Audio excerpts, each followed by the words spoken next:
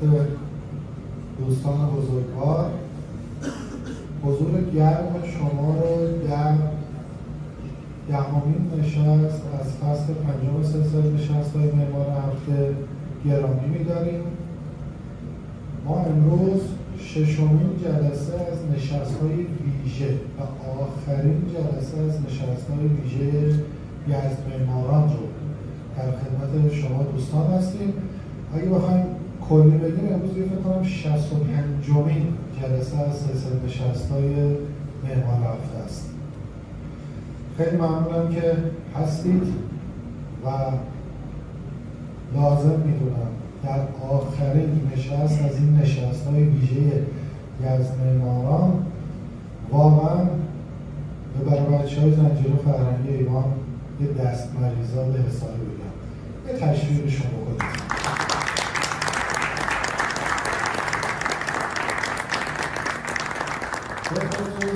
به خصوص این بار سرکار خانم فاطمه ابراهیمیان که واقعا برای این برنامه زحمت می‌کشن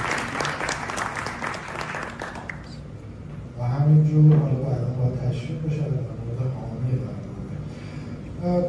ما امروز برای این مدار نشستمون پرپر و پیمان هست. یه مدارم امروز هم آیتم هم گذاشتم که اینستاگرام به یه حدودی هم متفاوت هست، ولی واقعا در 5 نشست گذشته ما از دوستان معمار یزد بسیار آموختیم. متانت، نگاه انتقادی و تلاش برای بیان تازه در حوزه زیست رو از دوستان معمار یزد یاد گرفتیم و امروز قرار هست در 6مین جلسه بیشتر و پرپیمان‌تر بیاموزیم. ما امروز قرار هست تا حدودی تجربیات شرکت مهندسی مشاور سیزان رو در قالب یک اثر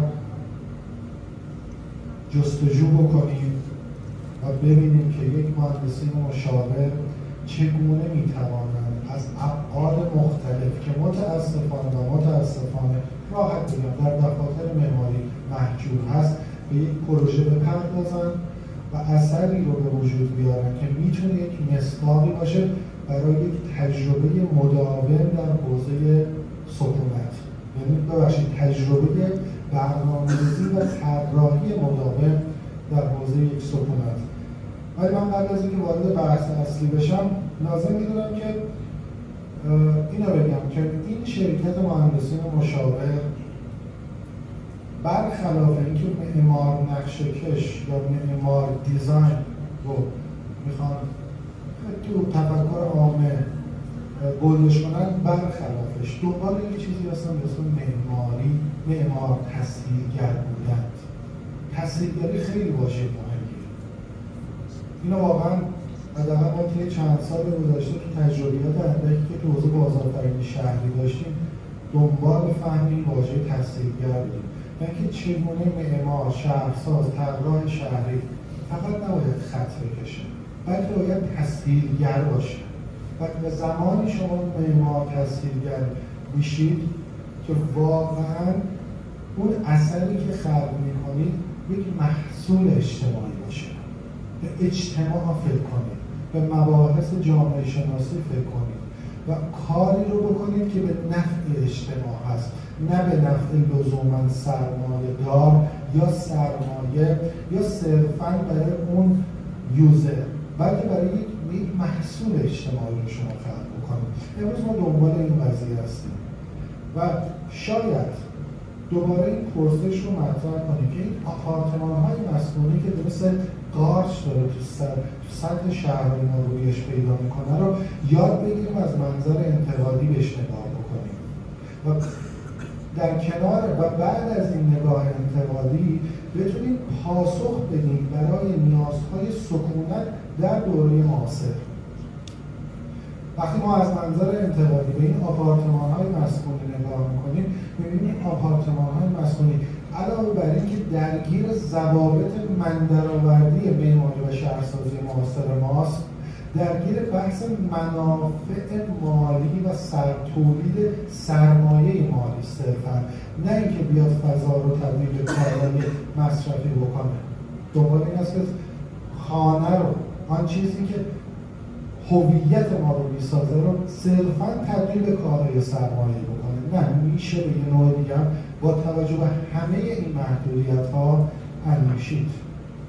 و آیا ما به طور کلی میتونیم برای این جریان سازی هایی که توسط این معماران دغدغه‌مند برای آینده معماری ما خودمون امیدوار باشیم؟ بله، میتونیم امیدوار باشیم.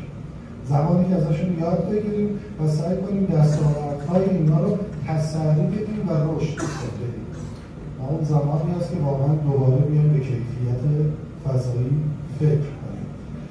خیلی ممنونم.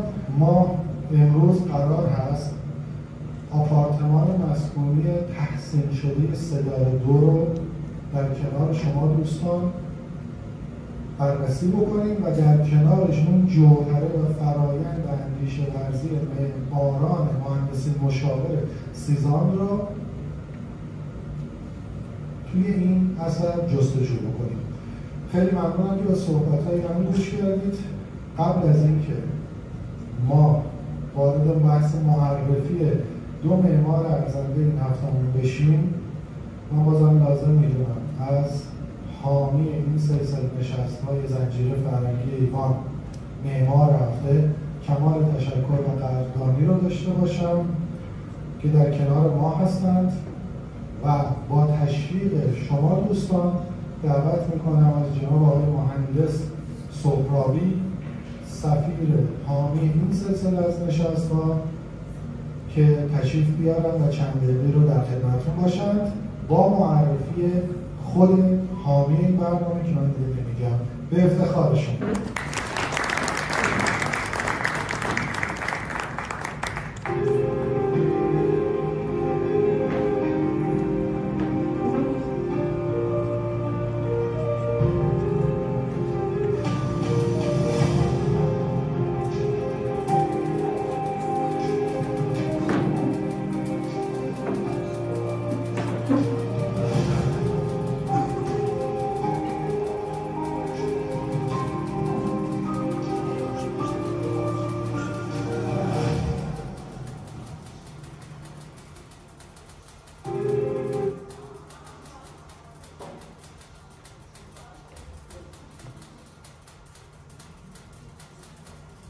درود در زدم خیلی خوشحالم که توی جمعتون حضور دارم. محمد سهرابی هستم، کارشناس ارشد، طراح محاسبه ساز از دفتر حسین مهدی. دفتر معماری که ما در واقع داریم 2 تا برند و 2 تا محصول رو به عنوان متریال های نوین و متریال هایی که در واقع بحث صرفه‌جویی و سیو انرژی رو داره استفاده میکنه. یک نمونه بحث قالب‌های سقفی اون هست که قالب‌های ماندگار هستن تحت عنوان بلوک‌های کانتراست. و مورد دوم بحث دیوارهای سری یا وال اسپیت هست. با ارائه در واقع سقف کانتراست خدمتتون هستیم.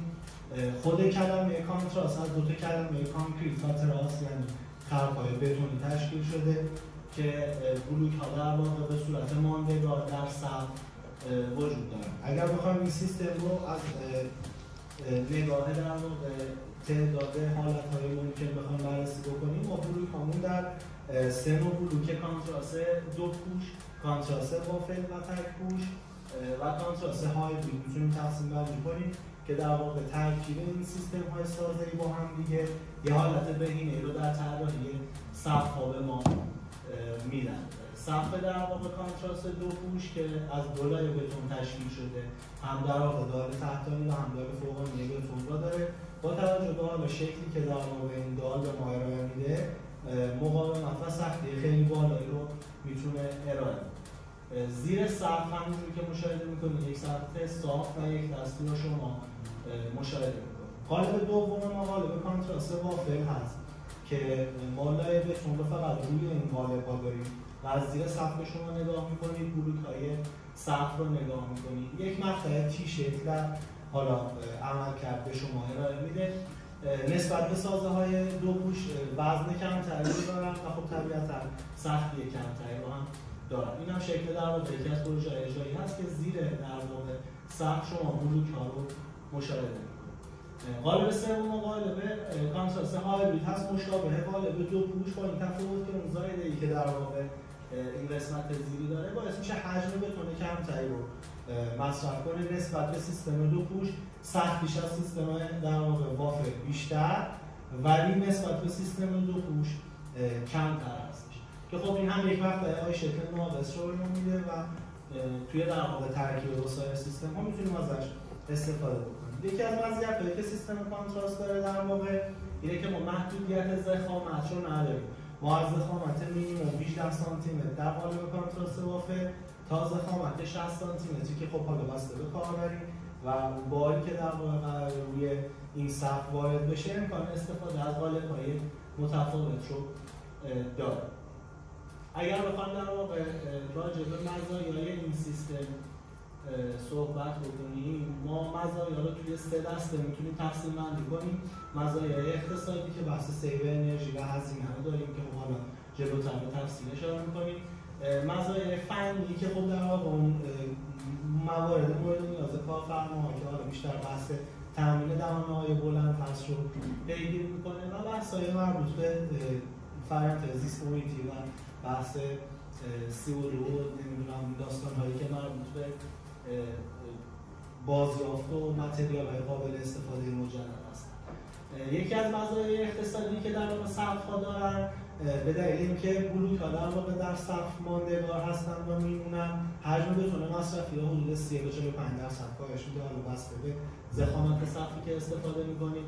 با توجه به عملکرد لرزه‌ای که دال‌های دو طرفه در واقع از خودشون نشون میدن، مقدار آرماتور مصرفی نسبت به سازه‌های حالا متداول مثل تیشه بلوک بسته به دهانه مورد نظر کاهش تقریبا 10 تا 15% رو داره. پایه‌های اطمینان کمتر این سقف‌ها نسبت به بقیه سقف‌ها نیاز دارن. امکان اجرای دهانه‌های بسیار بلند وجود داره.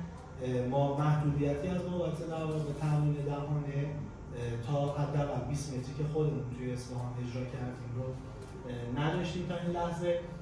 دارهای در واقع یک دسته بدون سرستون یا کتیبه رو میتونیم تامین بکنیم به دلیل مقاومت بالایی که این سیستم‌های سقفی دارن. نیاز به کتیبه‌های برشی وجود نداره که خب فضای مفید زیر سقف رو در واقع افزایش میده. امکانه بازشوها و اوپنینگ‌های بزرگ ایجاد کردنش در سقف وجود داره بدون اینکه ما اطرافش از تیرهای آویزدار یا ستون‌هایی در واقع بخوایم استفاده بکنیم. یکی دیگه از مزیت‌های این سیستم داره سختی بالایی که در واقع دارها دارن، امکان طراحی کنسول‌ها و توره‌های بلنده که حالا تا 4.5 و بعضا 5 متر هم ما این امکان رو داریم که بدون استفاده از دستک یا مورد دیگه این کنسول‌ها رو بتونیم ارائه بکنیم.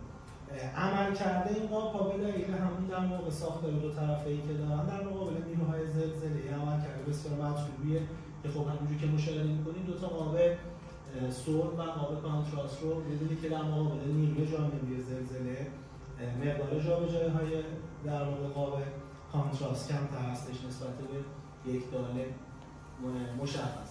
طبیعتاً از لحاظ زیست محیطی امکانات مطلوبی رو داریم. دو تا از ویژگی‌های خیلی مهمی که در واقع باعث میشه این سقف‌ها نسبت به سقف‌های متداولی که وجود دارن بولد بشه کار کردن باشون، یکی بحث آیل صوته و یکی هم بحث آیل حرارت این سقف‌هاست. به دلیل متریالی که در واقع بلوک‌ها استفاده شده امکان وجود داره که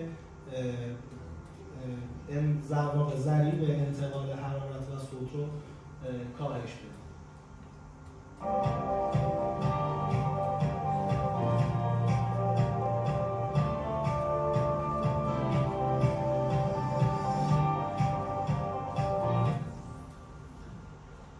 نمونه پروژه اجرایی هست که خب حالا توی اقصا نقاط کشور، اصفهان، تهران و بقیه شهرها اجرا شده و یه مزیت خیلی مهمی که این سقف‌ها داره و بحث صرفه‌جویی که گفتم خدمتتون اینه که ما محدود به استفاده از یک نوع قالب نیستیم و میتونیم توی در واقع کارهای متفاوت بیایم و 3 تا سیستمی که داریم رو ترکیب استفاده کنیم. طبیعتاً جاهایی که نیاز داریم به سختی بالاتر میتونیم از قالب‌های دو پوش استفاده کنیم. مثلا توی این پروژه تقریباً 3 تا 4 ردیف از قالب‌های دو پوش استفاده شده که سختی بیشتری دارن و قسمت میانی که در واقع تنش کمتری وجود داره میتونن از قالب‌های سبک در هایبرید یا وافل استفاده کنن و چون در نهایت ارتفاع بلوک‌های یکسانه ضخامت سقف یک نواختی رو برای ما ایجاد بکنه.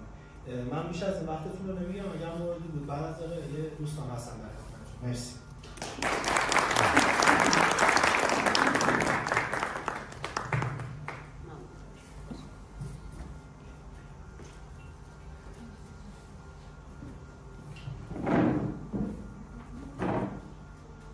خیلی ممنونم جناب بنده سهرابی.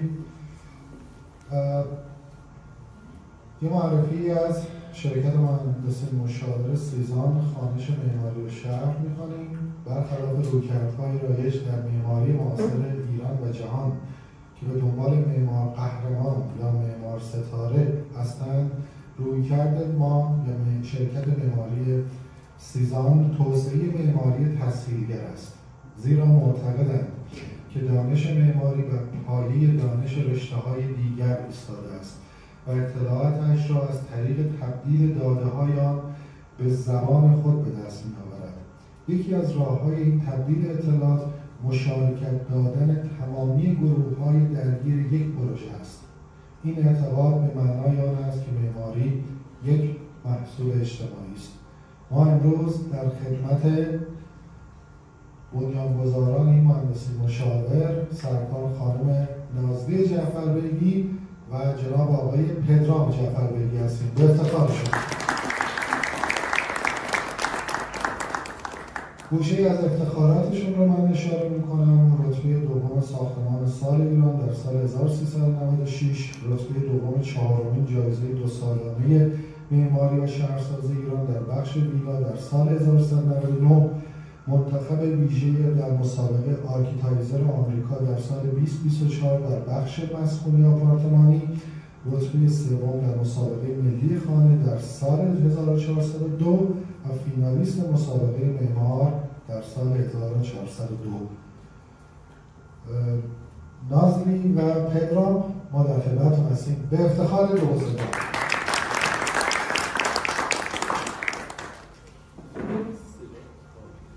خیلی ممنون واقعا بابت این برنامه خوبی که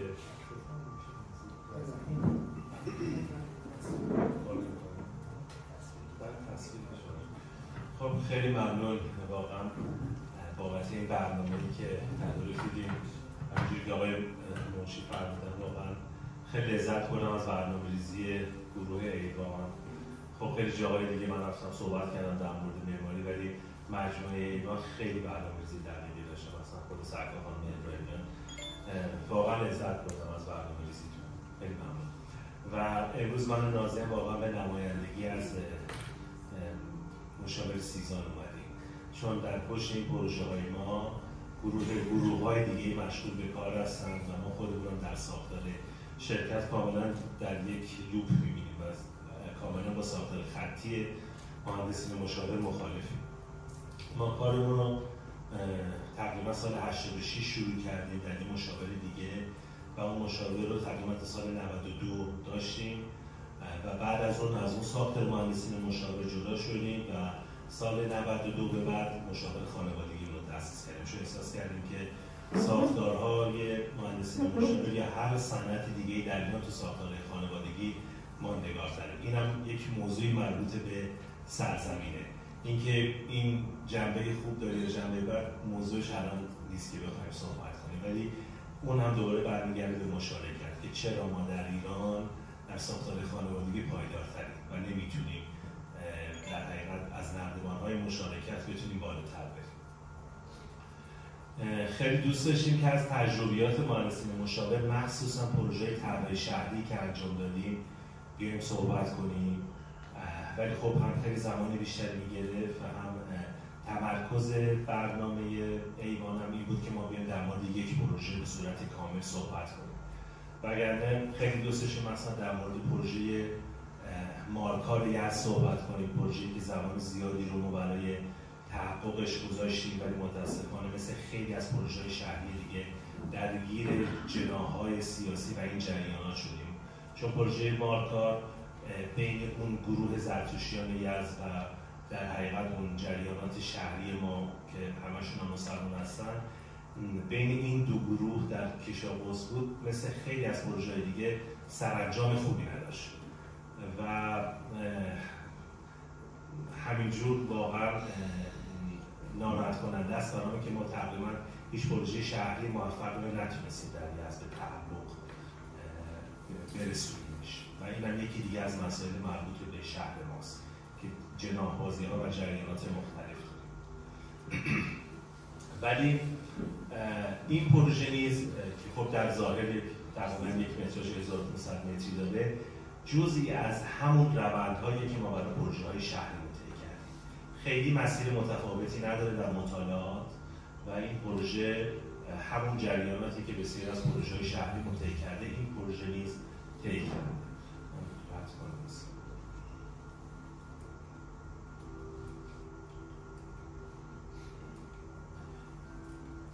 ببینید این پروژه رو موقعی که اون گروه سرمایه‌گذار اومدن به ما پیشنهاد دادن ما این موضوع رو بیان کردیم که خب ساختن صرفاً یک آپارتمان یک جواب خیلی ساده‌ایه مثل همه اتفاقاتی که داره در شهر ایران میفته همه آپارتمان نیست ولی اینکه شما در چه حوزه‌ای و اون مخاطباتون از چه گروهی باشن اون نیاز به مطالعه داره تا بتونید بعدها این آپارتمان‌ها رو بتونید برای اون گروه خاص بسازید و بفروشید و در کنارش اون چی میگم اون سود اقتصادیتون رو به دست بیارید.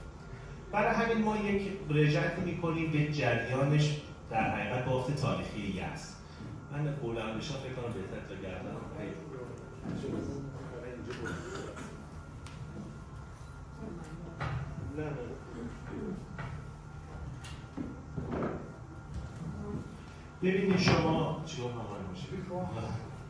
ببینید شما وقتی که به بافت تاریخی یزد نگاه می‌کنید همنشینی محلات در کنار هم در حقیقت نشون دهنده یک هویت اجتماعیه.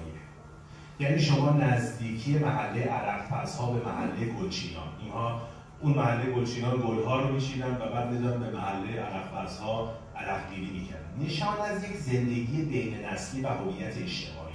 می‌بینیم که همینجور مثلا در اون محله عرق‌پزها یه فامیلی خاصی پدر بزرگ نمیدونم پسرها نتیجه‌ها نویره‌ها در این محله زندگی می‌کردن و یک ساختار بین نسلی رو داشته.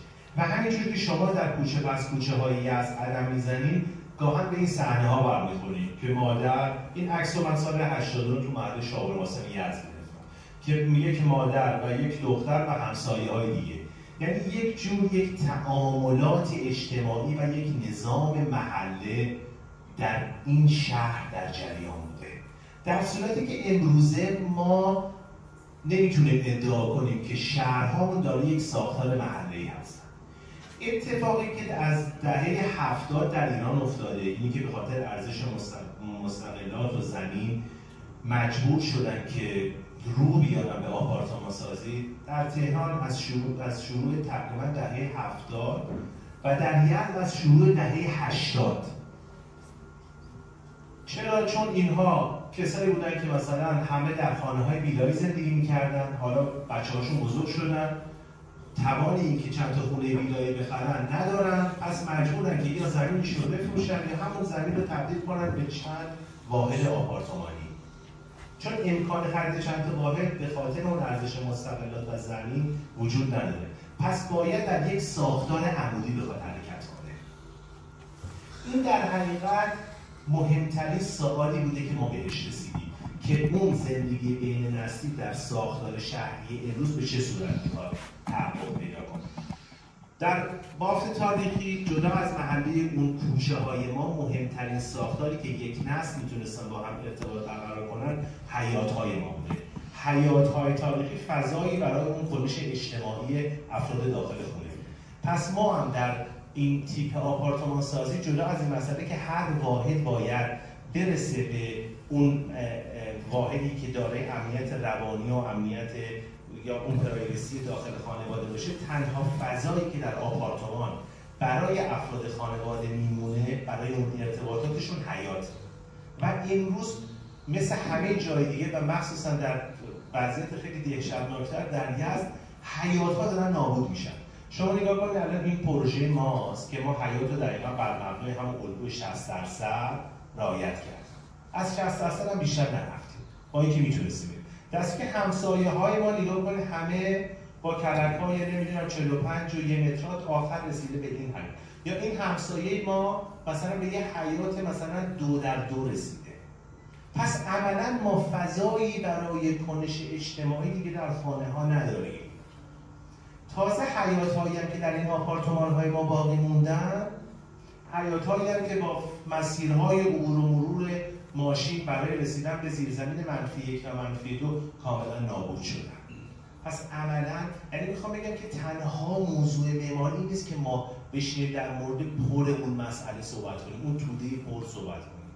الان در اینجا یکی از سوالات ما در مورد اون فضای خالیه، در مورد حیاته که حیات‌ها قراره چه اتفاقاتی براشون بیفته. این مراحل رو تو اسلاید بعد بزرگتر نشون بدم. ببینید این دستور تعیین نقشه‌ایه که شهرداری به ما داده.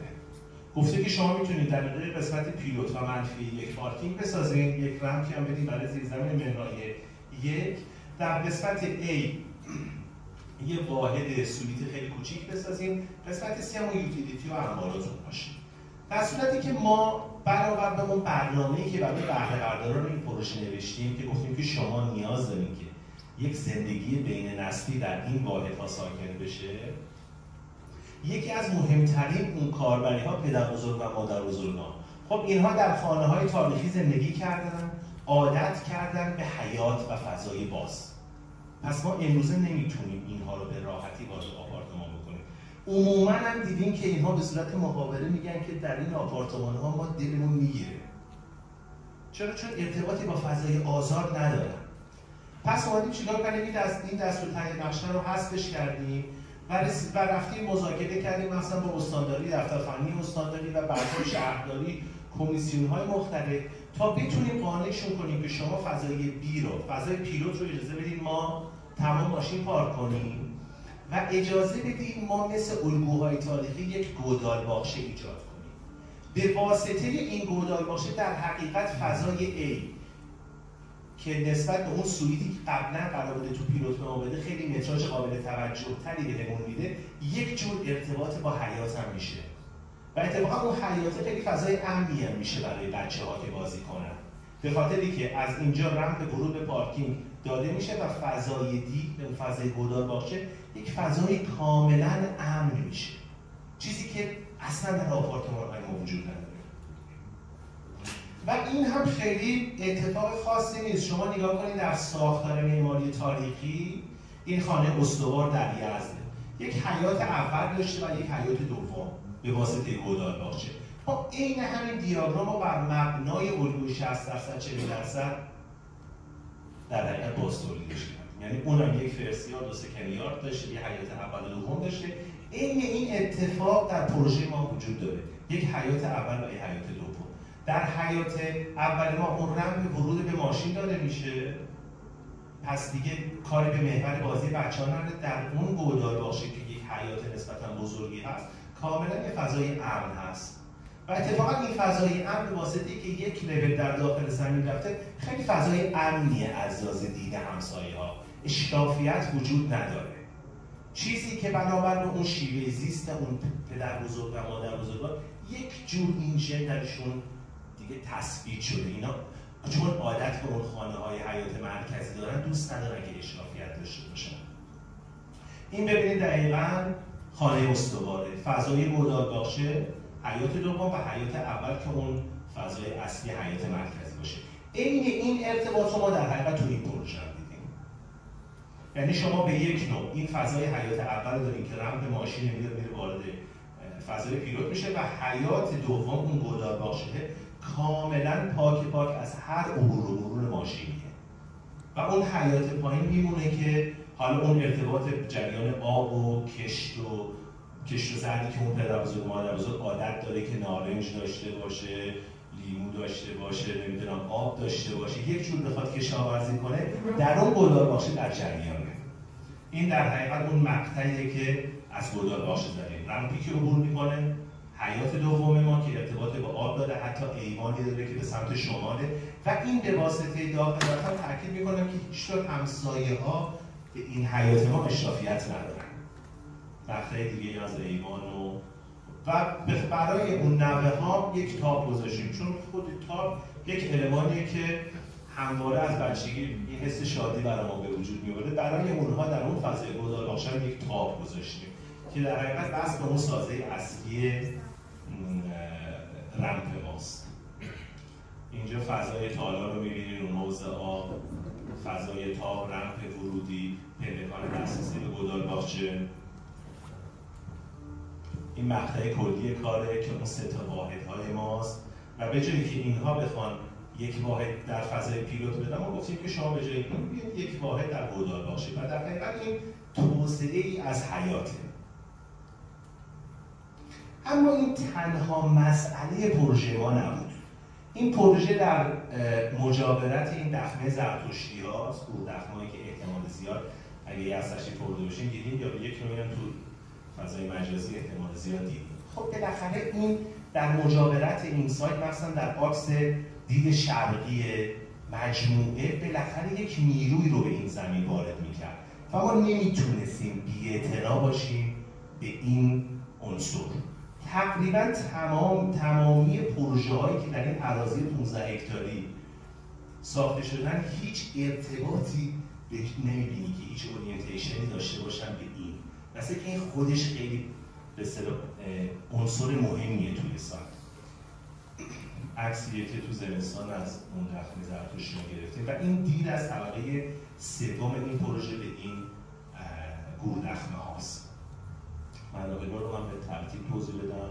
بر مبنای اون 60% که داشتیم بحث حیات، اینکه تغییر ساختار داریم، اینه که در حقیقت این پروژه رو موقعی که ما می‌خواستیم پلان‌هاشو طراحی کنیم در حقیقت از فضای بیرون شروع کردیم. یعنی در حقیقت از یک سکشن ما شروع کردیم پروژه رو طراحی کردن.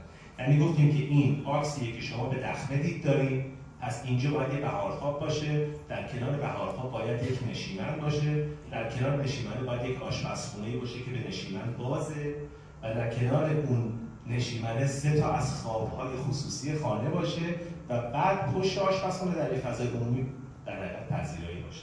یعنی این پروژه در حقیقت فرم بیرونی که از زمین میاد بالا از یک سکشن شروع شده که چه نیرویی رو در حقیقت این دخمه به پروژه ما وارد میکنه.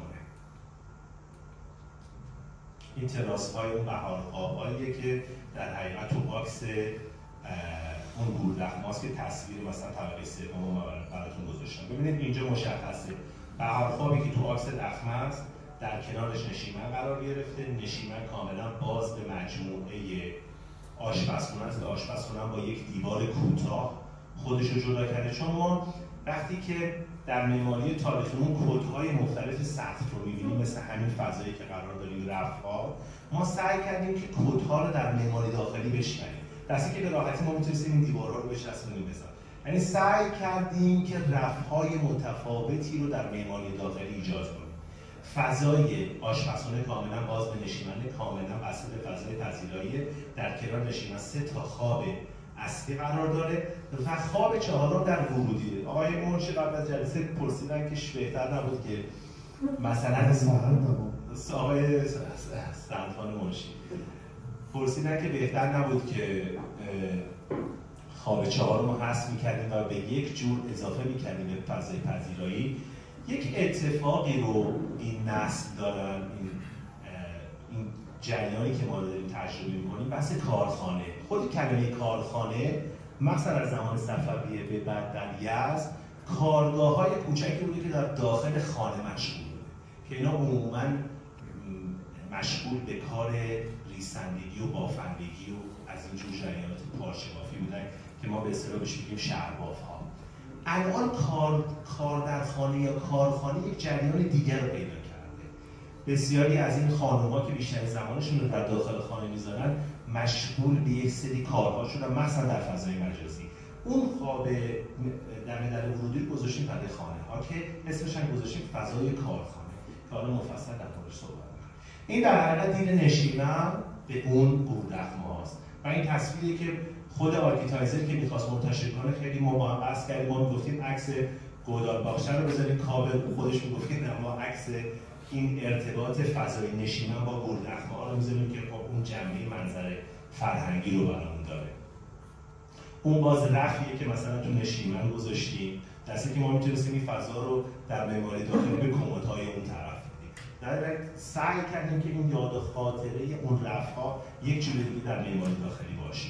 این فضای آشپزخونه به فضای نشیمنه، فضای پذیرایی که کاملا بسته است، یک باکس کاملا مجزا با یه دیوار کوتاه‌های رنگی بژ نسبت به رنگ‌های سفید تمام خونه، باکس دوباره فضای واکینگ کلازت و اگه این دیوارها میرفت بالا در حقیقت شما این توسعه و یکپارچگی سقف‌ها رو نمی‌دیدید و این پرتاب نور ادامه نداشت، قطع می‌شد. یعنی در حقیقت باعث شده که فضاها یک جور با امتداد سقف‌ها به هم پیوسته باشه.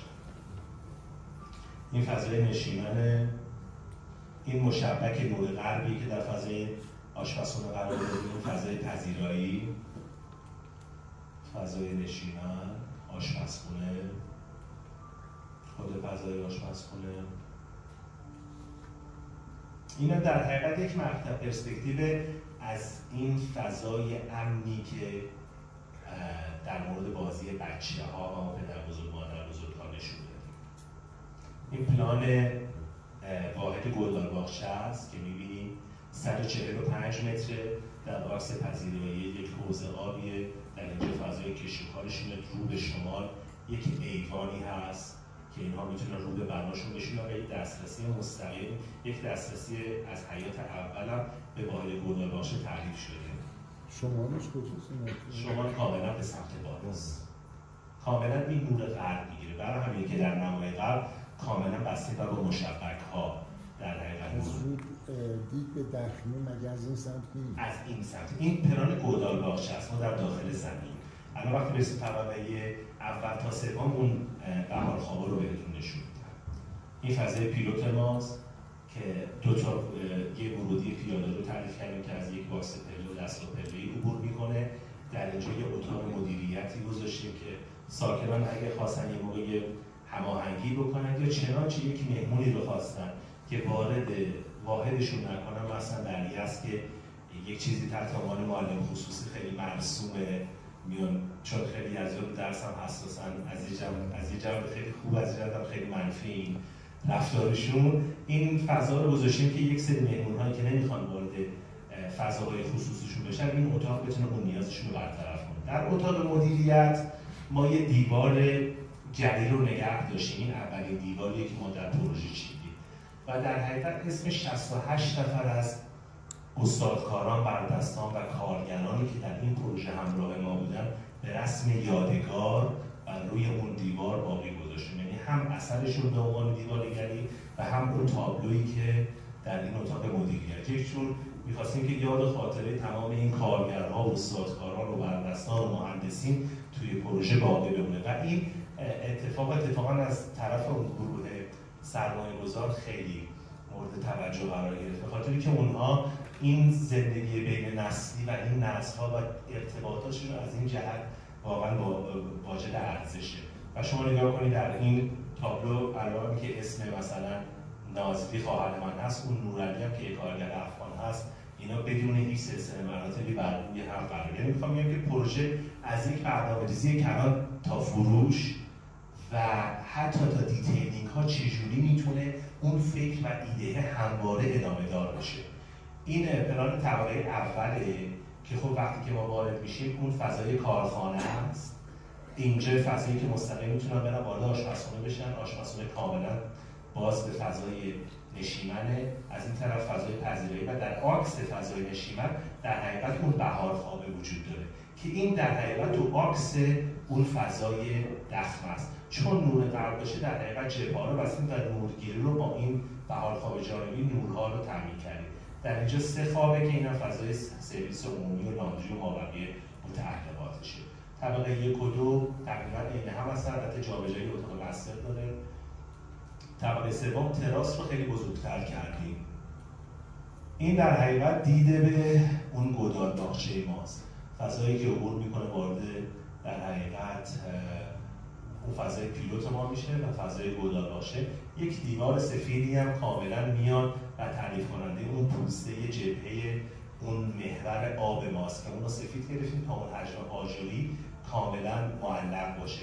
در برخورد با نور غرب هم برای اینکه نور رو فیلتر کنیم مثل عملکرد همه پروژه های دیگه از مشبک استفاده کردیم. دیده به در حقیقت گودالباغچه ما اون پاشویی که گذاشتیم که به یاد اون حوض‌ها بتونن پاشون رو بزنن داخل آب، چه برای خودشون چه برای بازی نوه‌ها.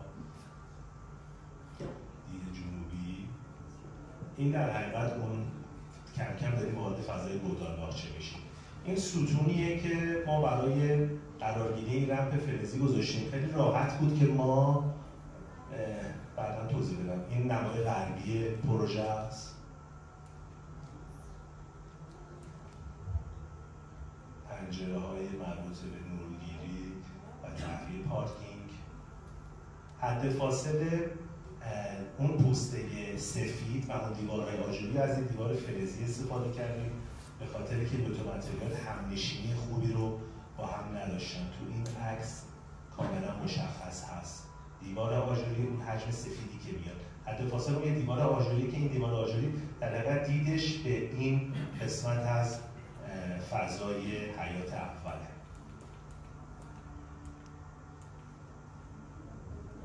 نمای غرب تغییر اون باکس عملکردی فضای طبقه دوم و سوم،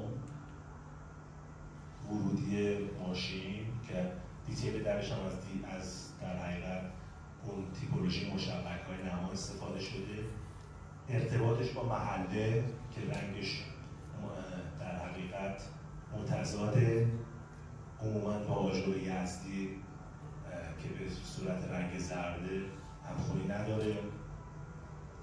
فضای گودالباغچه، رمپ اکسپوزی که وارد میشه، فضای تاب، فضای ایوان و این ستون اکسپوز بتونی در حقیقت راحت‌ترین کاری بود که ما اینو تبدیل کنیم به ستون 40x40 بتونی و دورش رو کاور کنیم. ولی با اون گروه سازی گفتیم که میخوایم نقش بارکشی و اون المان سازی مشخص باشه و در حقیقت رسیدیم به این ستون کامپوزیت و اون رو به عنوان المان بارکش نگه داشتیم. حتی تمام عناصر تیراهن‌ها و مابقی متعلقاتش رو که در بینش هم نورپردازی پیش بینی شده، فضای مربوط به اون آبنما که در عکس پذیرایی، فضای تالار پلکانی که از پشت دسترسی داره، نورگیری اتاق خواب‌ها و شما نگاه کنید مثلا تو تصویر بعدی خیلی بهتره اون در حقیقت این عدم اشرافیت فضا. این فضای اتاق خواب اصلی، فضای قسمتی از ناهارخوری، اون قاب در حقیقت همون یادآور تقسیمات سه‌دری که ما داشتیم، تقسیمات فرد.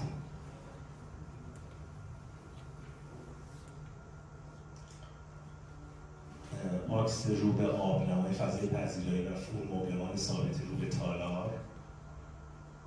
این فضای رو به اتاق اصلی اون المان تاب.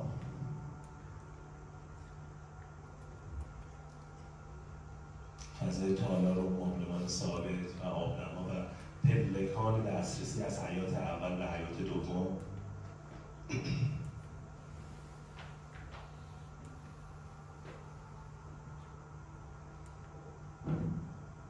پلکان دسترسی. نگاه کنید اینها همون کشاورزی که تو خونه هاشون داشتن، خیار کاشتن، بادمجون کاشتن و اینا، یک جور سعی کردیم که اون تجربه قطع نشه. درسته که مقیاسش خیلی تفاوت داره نسبت به خونه ویلایشون، ولی این پدر بزرگ و مادر بزرگ در حقیقت باز اون تجربه کاش رو دارن و سعی کردیم که اون لندسکیپ خوردنی یا اون ایده به لندسکیپ رو داشته باشیم که حالا نازی خوش میتونیم مفصل در موردش صحبت کنیم، چون آب یک عنصر خیلی مهمی برای ما در یزد هست. تا اونجوری که میشه از گیاهای تعظیمی استفاده نمی‌کنیم. سعی می‌کنیم که این آب در حقیقت یه بهایی هم برای ساکنان خونه داشته باشه. در همین تا اونجوری که میشه از درختانی استفاده می‌کنیم که مثمر و میوه بده باشن. در حقیقت تصاویر مربوط به شهر، مشبکی که تو اون ورودی پیاده رو گذاشتیم تو اون در حقیقت نمای غربی که بتونه یه ورودی مستقلی به گودالباغچه باشه ولی از داخل یک جور بستیمش. ولی باز اون تو قسمت ورودی یک پیرنشینی گذاشتیم که اگر مهمانی اومد و نخواستم باز به فضای خصوصی ببرد، یه سلسله مراتبی برای نشستن وجود داشته باشه. این در پشت در حقیقت همین فضای مشبکی. اون همون دیوار فلزی که گفتم که دید داره به فضای ورودی، ولی به گودالباغچه هیچ دیدی نداره. حد فاصله جدا شدن دیوار سنگی با دیوار آجوریه. ورودی در حقیقت شمالی. فضای لابی که سعی کردیم که با همون تیپولوژی آجرشینی هایی که در نما وجود داره در لابی هم تکرار بشه، در ورودی بر مبنای همون ساخته بشه و باز آینه کاری به یک جور زبان جدیدی توی لابی اضافه بشه. حتی نگاه کنیم تا نیمکت‌های توی لابی هم دقیقا بر مبنای همین پروژه دیزاین شده و ساخته شده، همون پروژه سیدار 2. باکس پله، دسترسی به آسانسور، جزئیات پله. خب این المان سقف، چون خیلی درخت سقف هم در یزد برای ما مقدسه، مثلا برای اقلیت‌های زرتشتیمون و مثلا برای مسلمان‌ها، چون در یزد یک رسمی هست که وقتی یک فرزند به دنیا میاد حتما براش درخت سقف میکنه. سعی کردیم که المان سقف رو در جاهای مختلف بتونیم اینو یادآوری کنیم، مثلا در این دیتیل پله که خب یه جنبه سازه‌ای داره با اون اضافه شده، دسترسی به موتورخونه و انبارهای ما. من پروژه رو کامل بردم با جزئیات موتورخونه و همه چیز رو تکمیل بردم و اینم در حقیقت لوگوی پروژه که همون کلمه سیدار هست و تصویر در زمستانش و واقعا پشت این پروژه همه این مهندسین و استادکاران و کارگران و بردستان حضور داشتن تا این پروژه به ثمر نشسته و واقعا من تشکر میکنم ازشون. یک موشن دیاگرامی هم خانم مهندس شریف‌زاده از معماران همشهری شما و معماران واقعا آتیه دار زحمت کشیدن ساختن، لطفا موشن هم نشون بدیم.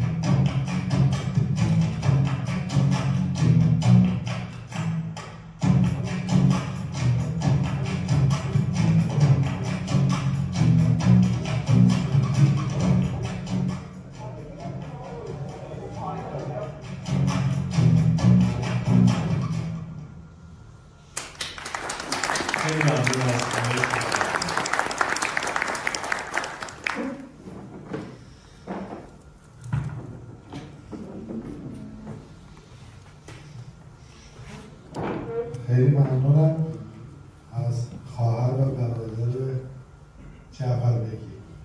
آدم به افتخارشون.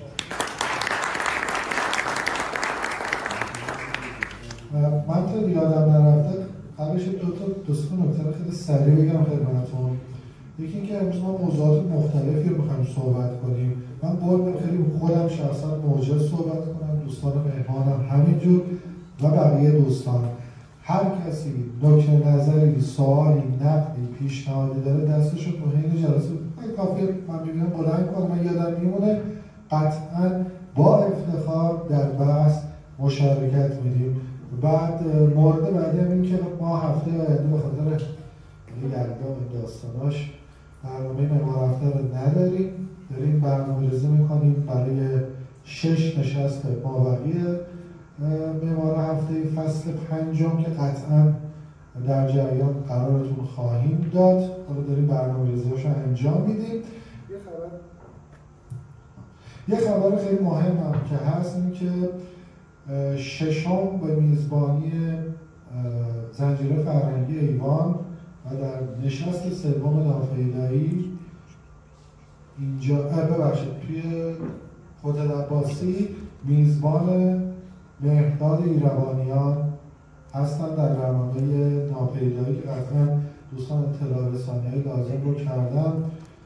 آقای ایروانیان شیراز استاد اومده بودن در دانشگاه شیراز. من خودم شخصا اون زمان خیلی ازشون یاد گرفتم. فقط در یک درسشون ما یاد دادن که چجوری از زبان سینما وارد زبان معماری بشیم. واقعا اون کلاس مبانی نظرشون برای من همیشه ماندگار بوده و تجربیات خیلی ارزنده‌ای در کنار ایشون داشتیم، مخصوصا دفاعی پایان‌نامه ارشدی که داشتن که واقعا بی‌نظیر بود و واقعا استاد راهنما حضور داشتن و ما واقعا استفاده می‌کردیم از حضورشون. حتما حضور ایشون در این برنامه نشست سوم ناپیدایی بسیار غنی خواهد بود. دیگه دوستان اگر تونستن حتما شرکت کنند. خیلی ممنونم از دو مهمان ارزنده بزرگوار. امیدوارم خسته نشده باشید. چرا؟ خیلی هم عالی، متشکرم. من بذاریم اول موضوع رو با یه چیز باز کنیم. خب چون یه مقدار بحث ماهیت کار پیش میاد. ما با هم توی یک دو هفته صحبت هم کردیم، حالا قبل از جلسه هم صحبت‌های مفصلی با هم دیگه داریم. 3 واژه هست که من دوست داشتم که تعریف شما رو ازش بدونم. یکی اون بحث در واقع اصلا مفهوم هویت که مشاور شما و مجموعه شما دنبالش هست. یکی بحث همون واژه معمار تسهیلگره و سوم اینکه اصلا خود مفهوم اجتماع یا جامعه از نظر مجموعه شما چی هست؟ حالا تعریفش از نظر شما چی هست؟ چون به هر حال رد پای این 3 مفهوم در آثار شما هست. قبلش صحبت کردیم ممکن باشه که سوال سخت نپرسم، نمیدونم چه پرسیم این سوال رو. ببینید حالا از شوخی که بگذریم، یک هویت که امریه که همواره در حال معاصر سازیه. حالا نمیخوام تو این جلسه خیلی در مورد مبانی هویت و اینها صحبت کنیم و مسائل رو خیلی کانتی کنیم، ولی جریان اینه که این مردم یزد در یک فقط ببخشید یه خواهش، حالا چون من یادم رو بیاد اگر در حین صحبت دستگاه هست، اگه یه وقت بین گفتگو موضوعی بود که لازم بود که برگردیم بود که بگید. ببینید مردم یزد بالاخره از یک جریانی در حقیقت همین نسلی که ما براشون خونه ها رو طراحی کردن از یک جریاناتی شروع کردن زندگی کردن و الان به واسطه‌ای که نیاز به مسکن خیلی امر حیاتی شده و نسل‌ها نیاز به این مسئله رو در حقیقت خیلی مهم می‌دونن، اینه که در حقیقت باید یک جواب درستی رو ما به این مسئله بدیم. در حالت عادی چیزی که ما بهش رسیدیم که تحقیقاتی که در حقیقت این گروه جامعه شناسی شهری ما در آورده تو مشاور اینه که آقا الان بسیاری از خانواده‌ها میرن املاکی‌ها دنبال یک سری آپارتمان هستن که خودشون بخرن و خواهرشون بخرن و یه دونه واحد برای باباشون بخرن و حتی یک زمینی رو بردارن جابجا بکنن. موضوعی که در حقیقت ما پرسجو کردیم اینه که اینها در حقیقت تو همجوار هم در وضعیت فعلی هم زندگی می‌کردن. یعنی اینها یک سری خونه‌های ویلایی در کنار هم داشتن، ولی به واسطه این مسائل مربوط به مسکن که واقعا یکی از مهمترین مسائل سرزمین نیاز دارن که بخوان اینها رو تبدیل کنن، ولی در حقیقت اون رابطه‌های فامیلی و بین نسلی که هنوز در یک شهرهای تاریخی و دارای ساختار سنتی مثل یزد همواره جریان داره، اینه که اونها دنبال یک آپارتمان‌هایی هستن که بتونن همون جماعتی قبلا در ساختار محله به صورت افقی کنار هم زندگی می‌کردن بتونن عمودی زندگی کنن. پس یه جورایی در زندگی بین نسل یکی از مسائل هویتی ما است. خب پس اینجا حالا این بحث اجتماع میاد، ولی اینجا شاید معمار به عنوان یک معمار تسهیلگر بتونه این امر هویت رو به روز رسانی کنه دیگه، درسته؟ بله. ببینید خب در معماری تاریخی اینجوری بوده که فضای خالی بیشترین کنش بین نسلی رو داشته و ارتباطاتشون رو داشته. الان شیوه زیست این انقدر تغییر کرده که دیگه کمتر دوست دارن که فضای داخل زندگیشون بخواد دستخوش این کنشه باشه. یعنی همه دوست دارن که اون محرمیت‌های داخل خونه رو داشته باشن، ولی نیاز هم دارن که فضای کنشی با هم داشته باشه. پس فضای کنش تنها چیزی که ازش میمونه تو معماری حیاته. یعنی من گاهن خودم فکر میکنم که بزرگترین سوالی که یک نسل در آینده از ما میپرسه چی هست، خب خیلی موضوعات مختلفی هست. مثلا نمیدونم در مورد روابط پلان از هم بپرسه، در مورد ساختار فرم بپرسه، در مورد ساختار تئوری بپرسه. خب اینا خیلی موضوعات پیچیده‌ایه. ولی آخر رسیدم به یه سوال ساده. حیات من کو؟ یعنی نسل آینده میتونه از ما بپرسه که فضای خنثی با دنیایی از عملکرد و اکتیویتی و فعالیت ما این رو در معماری امروزه از دست دادیم. ببینید ما از این پروژه دو تا تولیت ساختیم. دفتر فنی استانداری یزد و شهرداری هم تحت هیچ شرایطی نمیرفت زیر بار این که بخواد منهای یک رو به ما مسکونی بده. خیلی کمیسیون رفتیم، دعوا کردیم، حکم تخریب می‌خواستن بدن از این. البته که به غیر از ساختار مهندسی مشاور هم هیچ ساختار دیگه نمیتونستی مسئله رو توجیه کنه، چون در پشتش یه مطالعه بود که شما مثلا آقای شهرداری به جایی که طبقه 4 رو بخوای بدی، بیا طبقه گودالباغچه رو بده. طبقه گودالباغچه حیات زنده میشه، اون نسل میتونن تو زندگی کنن و اصلا ما با یک واحد حیاتدار و در حقیقت یک تیپولوژی دیگه به مسکن اضافه میشه. من اصلا کار ندارم که این پروژه چه مسابقاتی برده، چه آوردهایی داشته. اصلا الان موضوع برای مشاور ما این نیست. این که الان استانداری یزد و شهرداری در پی اصلاح قانونه، اصلاح دستور تهیه نقشه است که با ساخت این دوتا الگو رسیده به اینکه الگوی گودالباغچه میتواند یکی از الگوهای ماندگار در این اقلیم و این منطقه باشه، به نظرم این بزرگتره. یعنی معمار با سازوکار یک مهندس مشاور میتونه کنشگری کنه که حتی در سطح بالا هم این قوانین من میگم ضد سکونت حداقل تعدیل بشه. دقیقاً. ببینید الان شما در وضعیت عادی این مثلا طرح تفسیری و شهرسازی اینا، همون چیزی که شما قبل جلسه اشاره کردین، خب این مشاور میاد میگه آقا طرح تفسیری 6 طبقه، مشاور بعدی میگه 7 طبقه. خب این به غیر از بورس بازی زمین و اون آوردهایی که قراره که اون سازندگان از این مجموعه از این کار به دست بیارن، اتفاق دیگه‌ای که نیست. فقط مسئله فروش در حقیقت تراکمه و نمیدونم این که بتونن واحد بفروشن. ولی ما الان مثلا به شهرداری و اون دفتر فنی استانداری گفتیم که ما در یزد بیشتر از آپارتمان 3 طبقه یا 4 طبقه نیاز نداریم. چرا؟ چون نسل مثلا اون نسل پرنوزادان یا به گفته فرنگی همون بیبی بومیه، اینا 3 فرزند داشتن. اینا وقتی ازدواج کردن نیاز به 3 خانه دارن. خود اون پدر بزرگ مادر بزرگوار هستن. از 4 واحد 1 واحد هم می‌ذارید برای اون نسل بعدی که به وجود بیاد. پس شما در حقیقت نیاز به یک واحدهای آپارتمانی با 5 واحد دارید یا 4 طبقه دارید. می‌دونید اینها مسائلی که ما از تحقیق در مورد اون اجتماع یزد به دست میاریم.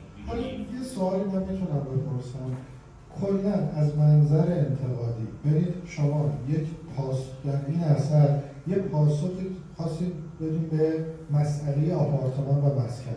از منظر انتقادی خیلی هم میدونیم، ولی از منظر انتقادی چه چیزهایی میشه در ساختمان‌های معاصر ما، آپارتمان‌های مالی که واقعا جای نقد داره؟ ما چرا اصلا از نظر شما چرا این ساختمان‌ها مشکل داره که ما باید دنبال پاسخ جدید بگیریم؟ مشکل این آپارتمان‌های معاصر ما کجاست؟ اینه که مثلا قارچ از تو شهری ما دارن در میاد. ببینید این مسئله چند تا جنبه داره. یک جنبه اینه که ما در معماری و مثلا مسابقات معماری بیشتر جنبه اون توده معماری رو بررسی می‌کنیم و به فضای خالی نمی‌پردازیم.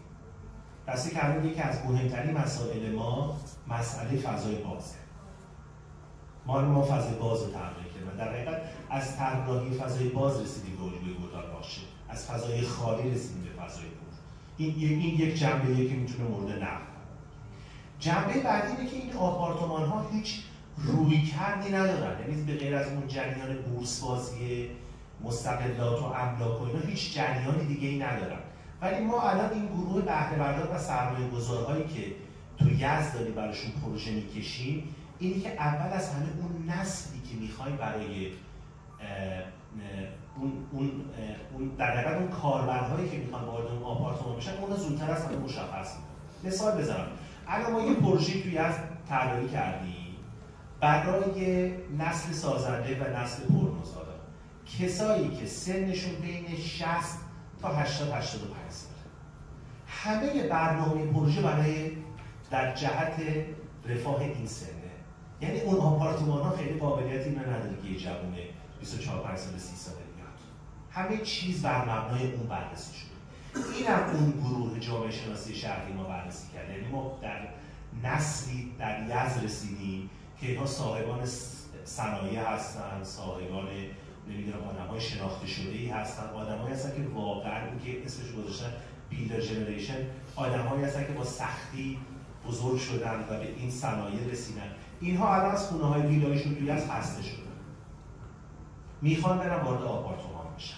از یک شاید آپارتمان‌های موجود در یزد هم در حقیقت کفاف زندگیشون رو نمیده. چرا؟ چون حس آپارتمانی بهشون.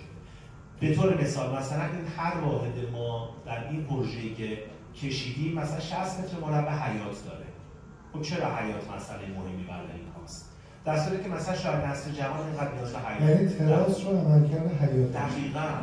ببینید این که پروژه از یک ساختار اجتماعی شروع بشه و بتونه یک جواب اجتماعی بده، اونه که اون پروژه رو ماندگار میکنه.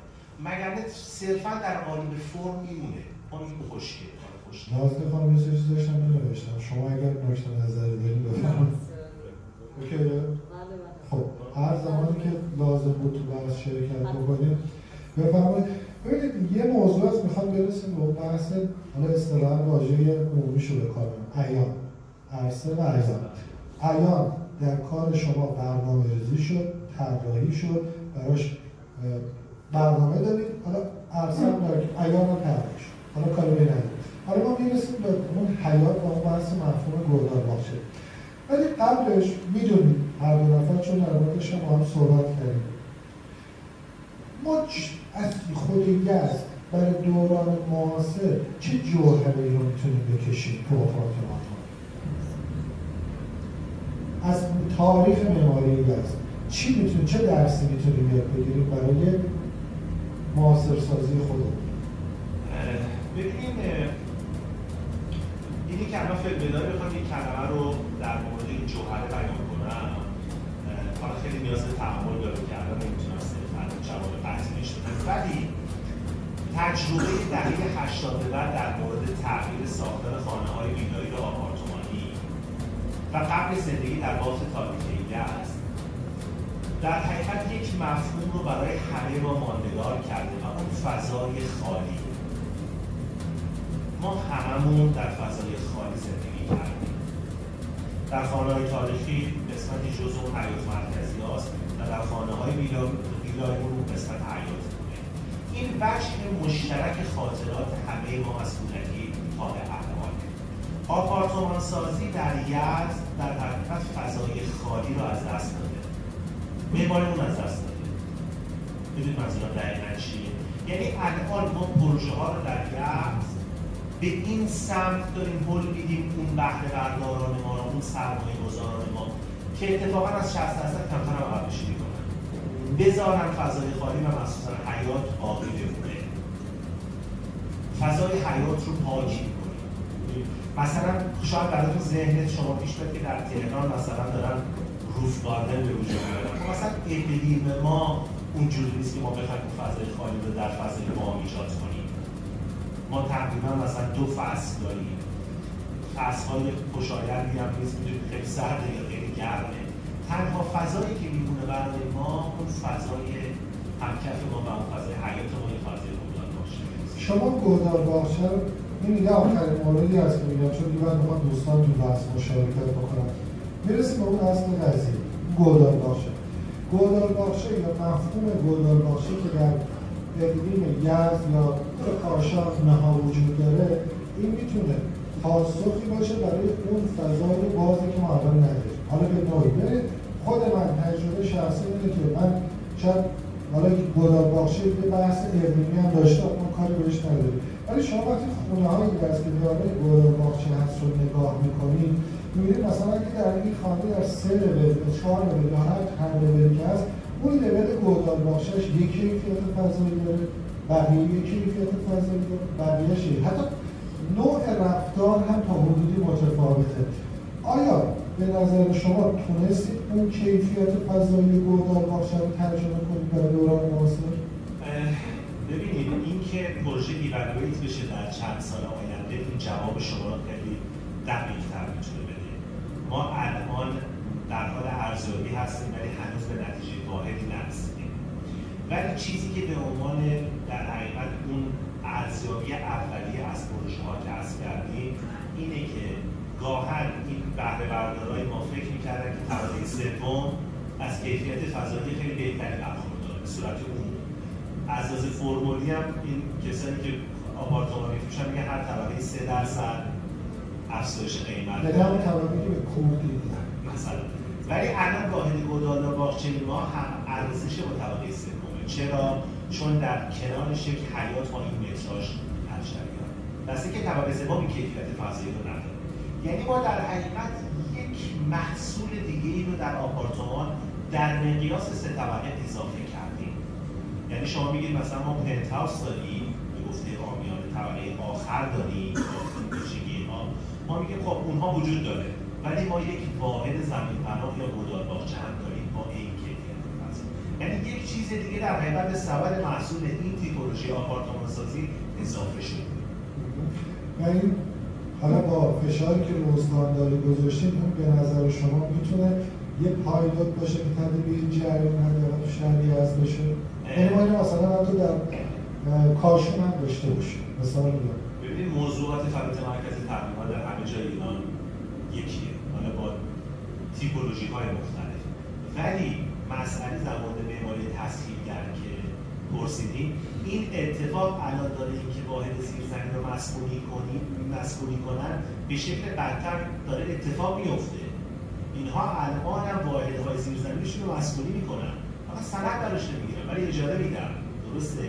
پس وقتی این یک نیازه که اینها بتونن بیشتری بهره وری از زمین داشته باشن، خب پس اجازه بدید این حالت در بهترین شکل خودش اتفاق بیفته، چون نیازه، چون اینها الان میخوان از زمین بیشتری بهره وری بگیرن. پس یک الگوی تاریخی که نمیگم هزاران سال، چون ما سند مکتوبی از هزاران سال نداریم، حداقل چیزی که از دوران آل کاکویی به این طرف اسناد، مدارک و مطالعات از دوره آل مظفر در یزد اتفاق افتاده، بالاخره الگوی تاریخی بذاریم این به شکل. ببینید ما ژن شناسی بشه دیگه، ما الان این الگو رو از ژن تاریخی استفاده کردیم دیگه، ولی ریژن کردیم، ریجنریتش کردیم. بالاخره یک الگویی که همیشه تو فعالیت مرکزی جواب میده. جالبه که الان این مطالعات اقلیمی و از اینجور مسائل مربوط به چیلر فنکویل هم که ما گرفتیم، مصرف چیلر فنکویل ما در واحد زیرزمین نصف طبقه سومه، چون این زمین پناه شدنش خودش باعث شده که در تابستون خنک‌تر بشه، در زمستون هم گرم‌تر بشه. میدونید خود گلدار باغچه باعث شده که نارنج‌ها کمتر یخ بزنن. یعنی اصلا ببین مسائل‌هایی که ما امروز داریم باش برخورد می‌کنیم از جنس اینی که ما بگیم چه فرم خاصی نیست. این ما الان به این مسائل دیگه فکر نمی‌کنیم. ما اینقدر برای اون زندگی کردن این آدم‌ها در این فضاها اهمیت داره، اینقدر این اتفاقات اقلیمی و انرژی برامون مهمه، اینقدر خاطره و اینجور برامون اهمیته که اینقدر الان این نیست که بخوام یه فرم خیلی عجیب غریبی رو ایجاد کنیم. می‌دونی؟ چون این در طی یک روند شکل می‌گیره، چیزی نیست که یک بار ما بخوایم. یعنی من میگم که اگه شما به فرم خیلی خاصی هم برسید ولی اون ساختمون کار نکنه فایده‌ای نداره. الان آپارتمان سازی اینجوری شده که خیلی خوشگله، خیلی فرم درجه یک از لحاظ استتیک و زیبایی شناسی ساختار دقیقی داره، ولی ساختمون کار نمی‌کنه. می‌دونید چی منظورم چیه؟ یعنی 10 سال آینده همه به فکر اینن که اینو یه رینوویتی بکنن، ساختارش رو تغییر بدن. چرا؟ خب چون به خاطر که اون یوزر توش دیده نشده. یعنی ما حداقل اگه نمیتونیم برای کاربرهامون به صورت مختص بگیم که آقای ایکس خانم ایگرت بعد توی ما زندگی کنیم، حداقل باید نسلی که برای آپارتمان سازی در نظر میگیریم این رو مشخص کنیم. چون نمیتونیم به همه نسل‌های در حقیقت یه جامعه ما پاسخ بدیم و براشون محصول تولید کنیم. خیلی ممنون. ببخشید من خیلی پرحرفی کردم. ما داریم استفاده می‌کنیم. آقای دکتر خانمی، ما مفتخر هستیم که در خدمت شما هستیم. آیا میتونیم در بحث هم شما رو مشارکت بدیم؟ خیلی ممنونم. با کمال افتخار آقای ایزمانی.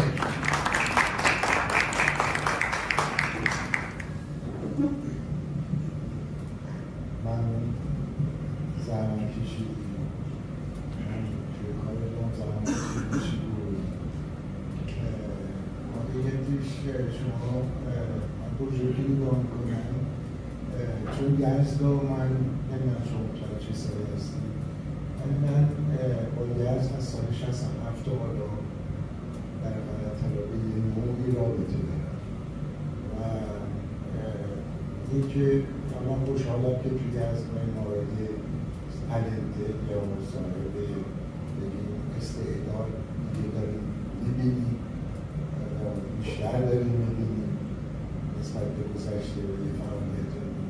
ولی من واقعیتش پروژه شما که میبینم بخصوص با اون برفاش و رنگ آجوری که میبینم میبینم که هویت اجتماعی را خیلی بیشتری تاکید میکنم که خب عرب‌آباده تو ذهنم اینست که 3 تا خواهر برادرن و پدر بزرگی رفته تو زیر زمین. غیر از این به هر حال نمیتونه باشه، چون بچه‌های غریبا که نمیتونن برن جلو معروف اتاق اون واحد زن و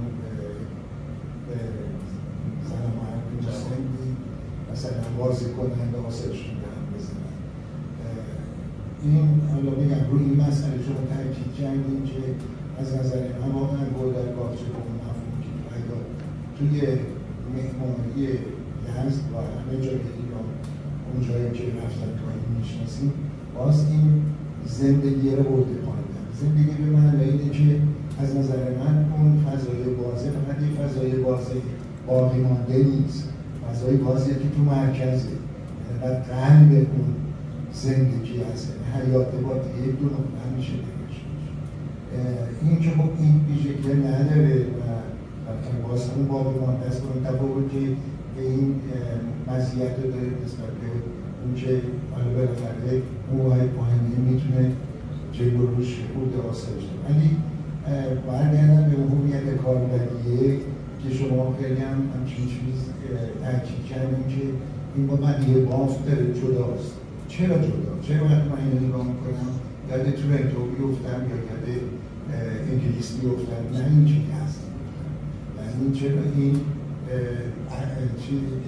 آرمانی که شما دارید توی این پروژه فقط به همین بحث ختم شده است، که من چه بیرون چه داخلش که نگاه میکنم میبینم که واقعا اون متانت، اون سادگیه و اون مردم‌وار بودنیه که ما جزء ویژگی‌های بارز معماری یزد می‌بینیم و اون رنگ خاکی و افتاده‌ای که واقعا اصلا جزئی از هویت شهر یزد رو شما اینقدر باش در اثر جنگ داشتیم و رعایتش نکردیم توی پروژه. و میگم من خوب نگاه بزرگی که توی این نما میبینم سوالی که کردم من که میگم من یزد رو میشناسم وقتی گفتیم دخمه متوجه شدم که این تو سمت غربه چون اون ورش دانشگاهست. پس بنابراین این باید سمت چیز باشه و این پنجره باید سمت غرب باشه. شما اشاره کردی که این بحث غرب ما نشستیم فقط که آفتاب را در حد اون تابش رو بگیریم و تدریکش بکنیم، ولی واقعیتش که این جزئیات به نظر من نیاز داشته این پروژه برای همه ارزشش بیشتر بدن. ببخشید من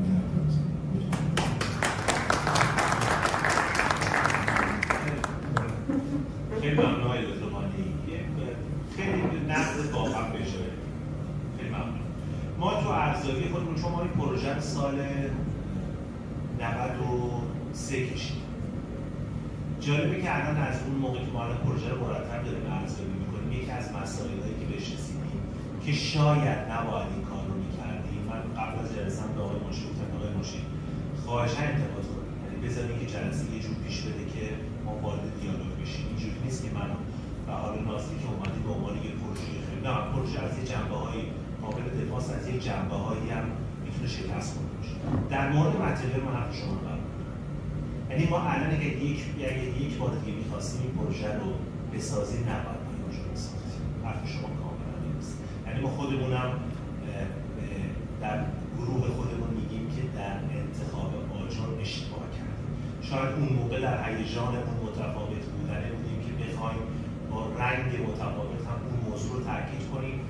الان که ما دوباره برگشتیم داریم فکر می‌کنیم که باید اون تفاوت رو می‌ذاشیم ولی رنگ رو باید با بستر یکی گرفت. و این انتقاد شما کاملا درسته. همچنین جریانی ما بابت پروژه عربستان پدر بزرگ هم در یزد داشتیم که الان مثلا اون حاج خانم آجاقا، سریا خانم آجاقا قرار بود که یعنی الان که ما پروژه رو ایوالویت کردیم قریب تقریبا 8 سال رسیدیم که آشپزخونه خیلی کوچیکه برای این درس. حتی اون پروژه از ابتدای برنامه‌اش قرار بوده که این پروژه عربستان پدر بزرگ دیدیم یا نه، اون پروژه اول قرار بوده که بیکر هاوس که هیچ اصلا سیزن هاوس باشه چون اینا ساکن تهران بودن بیان، ولی به واسطه این پروژه‌ای که ساخته شد اینا کامل اومدن ساکن شدن. خب پدر بزرگ مادر بزرگ که بالای 80 سال سن دارن، بچه‌هاشون از 40 سال دارن تا 30 خورده سال نتیجه‌ها و نوه‌ها به دنیا اومدن، اون حجم از آشپزخونه اشتباه بوده. یعنی این مسئله خیلی مهمه که ما دوباره برگردیم پروژه رو بازمانی کنیم ببینیم که کجا رو ما اشتباه کردیم و واقعا این انتقاد شما رو من میپذیرم. خیلی نکته دقیقی بود که اشاره کردید. خیلی ممنون. یه موردی آقای دکتر گفتن راجع به ارزش اون گلدان‌ها که در اون هسته میانی کار هست و باز این در حاشیه مانده. آیا روی این میشد فکر دیگه هم کرد؟ ساختارهای قوانین شهرسازی تا همین دو تا پروتوتایپی که ما ساختیم پیش آوردیم انقدر انعطاف نداره. یعنی تا همین الانش ما خیلی جنگیدیم تا تونستیم منهای یک رو مسئولی کنیم و تبدیلش کنیم به حیات. اگه ساختارهای شهری اجازه بده این الگو هنوز قابل تعمیم و اصلاح هست، ولی مسئله اینه که قوانین شهرسازی تا چقدر کرمش میکنه تا بتونه مسائل ما حل بشه. ما شاید در یزد اصلا نیازی به این الگوی 60-80% نداشته باشیم. شاید اصلا بنابر به ساختار افقی اینقدر نیاز به آپارتمان سازی نداشته باشیم چون ما به راحتی میتونیم توی افق حرکت کنیم. در این جاهای مثل تهران که خب تراکم‌ها خیلی متفاوت شده، 25% جمعیت کل ایران در تهران ساکنه، شاید جواب بلند مرتبه سازی و آپارتمان سازی، ولی شاید در یزد ما اصلا نیازی به همچین گسترش عمودی نداشتیم. برای همین تا یک جایی ما میتونیم ورود کنیم و در یک جایی ما زورمون به قوانین نمیرسه و اگه ساختار دیگه ای داشت شاید گدال باشه در مرکز تر بود و میتونه ساختار بهتری داشته باشه. این موردی هست حالا دو هفته پیش اتفاق افتاد، بحث هم شد در موردش. یه جایی توی هست 100% هرچی دارم میسازن و میرن. مثلا پروژه دو هفته پیش هم اتفاق افتاد. این پروژه ما فقط فکر کنم 2 در 2 اگه حیات گذاشته. یه تو من آقای دکتر رقمایی گفتم خب یه حیات بذاری وسط وقتی میشه یه جایی از همسایه های ما نگاه کنید دیگه کم کم یه متر اومدن جلو. با جایی که الگو را رعایت کرده ما این نگاه کنید حیات رو کرد، این نگاه کنید فقط 2 متر حیات رو نگه داشته. از این طرف هم شهرداری خیلی هم بدش نمیاد چون از اون طرف جریمه میکنه و پول در میاره. از یه جایی طرح تشویقی هم شده. بسیار میلاد باید اسمس تو خوب کنم صدات بزنم به موقع. آقای دکتر اقوام دوست داریم سخنان شیوای شما رو هم بشنوید در خصوص کار. خیلی ممنون. به افتخار آقای دکتر اقوام. خب سلام مجدد. سلام خانم مهندس. من نتونستم قبل جلسه درست معاشرت جدی با شما داشته باشم ولی خب سعادت خدمتتون.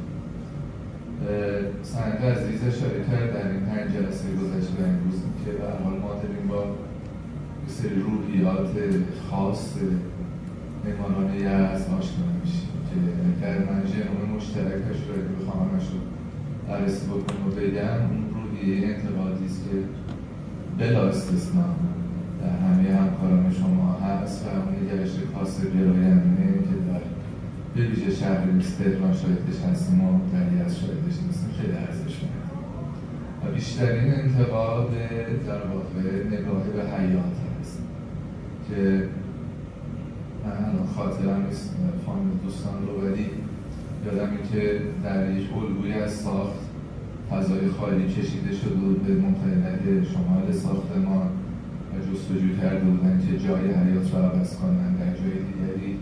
در دو هفته گذشته بنا به اینکه سطح اشغال خیلی پیشروی کرده بود، ما به ازاش رو جایی پیدا کردن کمپیوتر سنگ بود. من گفتم چه اتفاق خلاف مبارکی است، کاش همه اینا 100% ساخته بشن، کاش حیاتایی که اومدن جلو بیان تا بفهمن که عذرخواهی میکنم مضابطه احمقانه 60% 40% که معلوم نیست از چه پدر و مادری در شهرسازی ما وارد شد و نگاه حاکمانه تهران و دیدگاه شهرسازان فرمایان ها تحمیل کرد به این مملکتی که 4 فصل که چرز کنم شاید 40 فصل 40 فرهنگ و 40 دیدگاه در سرتاسر مملکت هست. این نتایجی است که می‌بینید. من در مورد معماران یزدی که کشف میارن خب اتکا میکنم به تجربه توغانی و نگاهی دارن، چون الان 24 سال دیم شد به 40 سال ارتباط یک حرفه من با یک شهر خیلی زیاده، خیلی در واقع ارزشمندی انتقادات و خب طبیعتاً بعضی موارد که به ذهن من اومد جمله این که این تعارضه در واقع اصراری که با محله داشتید، نمیگم محله ها محله ارزشمندی است به لحاظ کیفیت ساخت و به شهرسازی، ولی همدن و تعامل داشتید رو رنگ آجر که فهمید. ببینید چون تقریبا اگه اشتباه نکنم 3 یا 4 ارائه از 6 ارائه فوکوس روی بحث حیات هست و اینکه در تلاشی برای اینکه برگردیم به ارزش‌های کیفی فضایی منفی در ساختمون ها.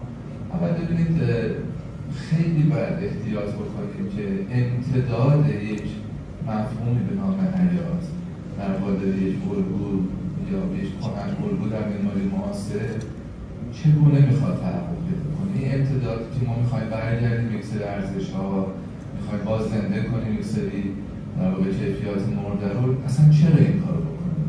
60% 40% یه ذره بیشتر کمتر چه امکاناتی به ما میده که با این شعار بیان جلو که بریم به این سمت هویت گم شده‌ای که در معماری ما هست رو داشته باشیم. حالا بحث هویت اجتماعی که با این دقت و با این حساسیت خیلی ارزشمند شما می‌پردازیم، باز می‌بینم که من چیزی که فهم کردم از این دوران حرفه‌ای که یک فضای بیرونی با هر درصدی و هر جایی یه جایی میخوره به ساختمون. حساس‌ترین نقطه اتصال معماری ما به فضای باز طبقه هم کفه. نمیدونم شاید ضابطه اجازه نداده، ولی در دستورترین نقشه شما که تغییر ایجاد کردیم باز طبقه هم کف تحویل شده به تعداد اتومبیل اگزوز و در راه رسیدن به این اتومبیل از روسر، حالا من اون اسمشو جسارتا بودار باشه نمیزنم، از اون حیات گود از رو سرش رامپ ماشین رد میشه. آیا نمیشد در جبهه شمالی ماشین رد بشه و آرامش بیشتری در حیات داشته باشیم؟ فکر میکنم عرض پلاک اجازه میداد در کنار در پیاده شما یه در سوارم اتفاق بیفته، شاید توی سیرکولاسیون پارکینگ ها دوچار مشکل میشدیم. ولی حالا این حیات که اینقدر با عشق بهش نگاه میکنیم و میگردیم دور راحت هایی که کیفیت بهتر پیدا کنه، یه راه هم حالا نمیگم خیلی زیاد، ولی خب یه سر صدای ماشین یا یک سایه بی‌تناسب و جسارت هم میدن چون در به عرض پارکینگ باید دیدیم دیگه. راه هم دیدم یه شیبی هم داشت. این گذاشته شده. شاید یه خورده دست نخورده تر اگر به این حیات نگاه میکردیم کیفیت بهتر دیده میشد. ببینید من چیزی که میشناسم از بودار باخشی که البته ما که اصفهان خیلی کم تجربه شده این جهات دیگر، اینکه بدنه ها زندند و بدنه ها در تعاملند با حیات. ما 3 بدنه، دیوار همسایه، دیوار کوچه و دیوار معبر شده 3 بدنه حیات بود ما که بودار باشه اسمشون میذارید و یک بدنه به واحد مسکونی اختصاص داده شده که حالا فرمودید توی محاسبات برنامه‌ریتون اگر پایین میرفتیم واحد مسکونی بزرگتری می‌داشتیم و علت شما پایین رفتیم، ولی 3 طبقه بالا کماکان دستش کوتاهه. یعنی من دنبال واقعا یه راه حل درخشانی می‌گشتم با توجه به مسئله تعریف شده که این طبقاتی شدن و عدم دست به فضای باز حل بشه. الان هم با آسانسور حل میشه، میان پایین میرن به در بزرگ و میرن تو حیات، من به در بزرگ من تو حیات. یعنی به نسبت عمق و وسعت سوال پاسخ خیلی چشمگیر نیست. تقصیر شما نیست، چون رعایت کرده 60% 40% رو و علتی که حالا یه از من پرسن چرا ساختمون شکل نمیسازه بلکه من نمیتونم رعایت کنم، بلکه من ساختمونی که میسازم کسی نمیخره، اصلا منو دوست هم ندارن من نوعی رو، چون این ساختمونایی که اینجوری میخوان چون بلد نیستم تغییر کنم من نمیکنم، من میرم کارهای دیگه انجام میدم و ما در تقلا هستیم که بابت دیگری رو بحث ضابط شهرسازی بود. از این نظر شاید همین اتومبیل هیوندایی که اینجا هست اگه از اونور وارد میشد در بحث اول یه مقداری حداقل دست نخورده تر میموند همون حیات بود و بعد هم کف که در اختیار در واقع پارکینگ قرار گرفته و اتومبیل شاید جایی در واقع باز نگری داشت. یعنی اگر ما یه 3 متری عرض و یه رمکی میرفتیم زیر و در واقع به جای گودال باشه میمدیم بالا و هم کف رو در اختیار یه واحد مسکونی قرار میدید ما همون پدر بزرگ خیلی توفیر توی کیفیت فضا پیش نمی‌کنن، چون واقعا توده اطراف این گودال باشه نیست که مسئله اقلیم رو حل کنه.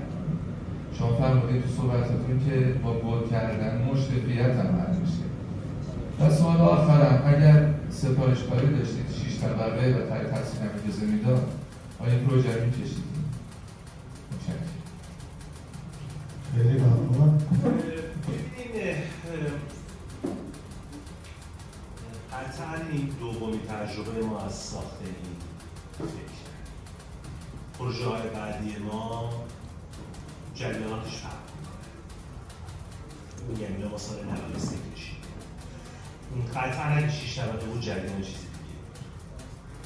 اگه که شهرداری قبول میکرد که ما گودال باغچه 100% بسازیم و از اون فضاهایی که تحت عنوان حیات آرایان میشد یک سری فضاهای خدماتی به واحد گودال باغچه اضافه بشه، یه غلامگردشی اضافه کنیم، یک سری حیات ها رو ببریم در همون جبهه تالاری که گفتم، اون ایده خیلی قدرتش بیشتر میشد. ولی همینجور که گفتیم یک سری چیزها در اختیار قدرت ما نیست.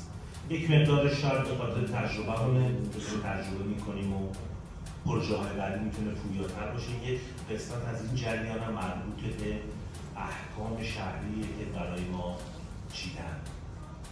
این که شما بخواید که ما بخوایم که ماشین ها رو بخوایم به واسطه یک رمپ ببریم وارد زیرزمین منهایی کنیم، به واسطه طول رمپ جوابگو نبود. یعنی یک قاچ خیلی بزرگی میخورد تا بخوایم ما این رمپ رو ببریم در زیرزمین منهایی یک.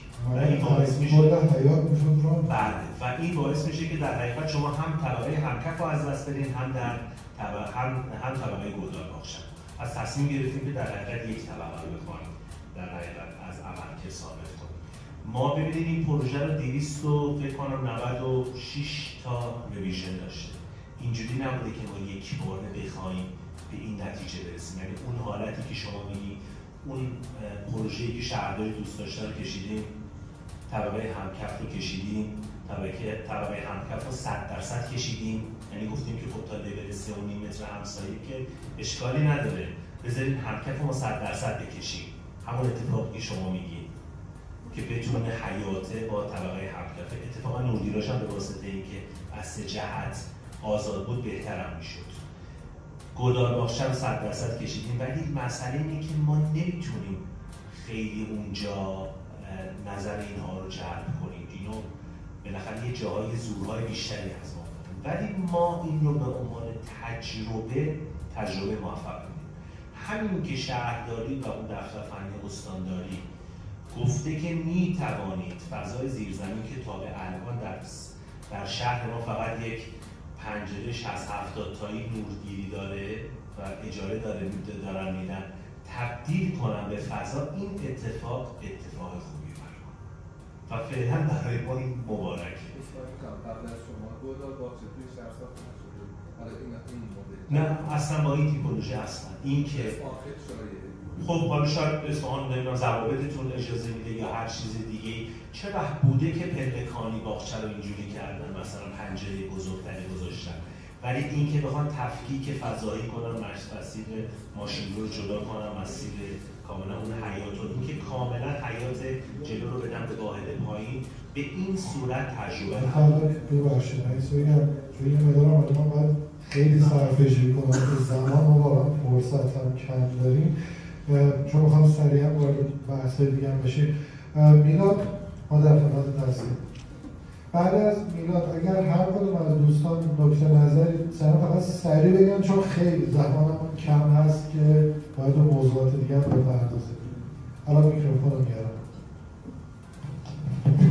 یه چیز دیگه رو فقط بگم که ما ممکنه که در 5 سال آینده که پروژه رو ایوالویت می‌کنیم، ما پروژه عمرستان رو منتشر کردیم، اشکالاتی که اون پروژه داشت، الان که بسیار هم جایزه گرفت.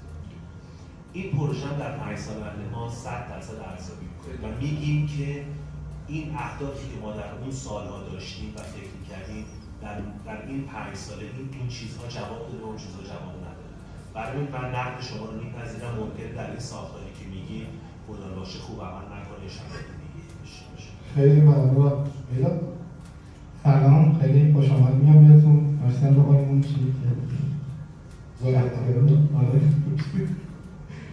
خب مسئله که برای من توی این پروژه خیلی جالب بود یکی همین بحث حیات بود که حالا آقای دکتر افغان و آقای دکتر قانعی به تفصیل پرداختن، ولی مسئله که خیلی برای من عجیبه اینه که خیلی دارید میگید مثلا شهرداری اجازه این کار رو نمیده. خب حقیقتا دارم فکر میکنم اگر من مثلا شهردار بودم به راحتی اجازه این گلدان باغچه رو نمیدادم یه پارکینگ فهم کرد، چون من تهرانی که از پارکینگتون دیدم عملا این ساختمون که حالا 4 تا خانه داره 2 تا پارکینگ بدون مزاحم داره. یعنی حالا اینقدر که مثلا مسئله سبک زندگی ما داریم و گفتیم مثلا یه سبک زندگی خاصی دارن، خب ماشین هم یک موزلیه، هیچ جوره نمیتونیم بگیم آقا مثلا هر خانواده صرفا یه دونه ماشین داره یا مهمونی براشون میاد ماشین مثلا نیارن بذارن.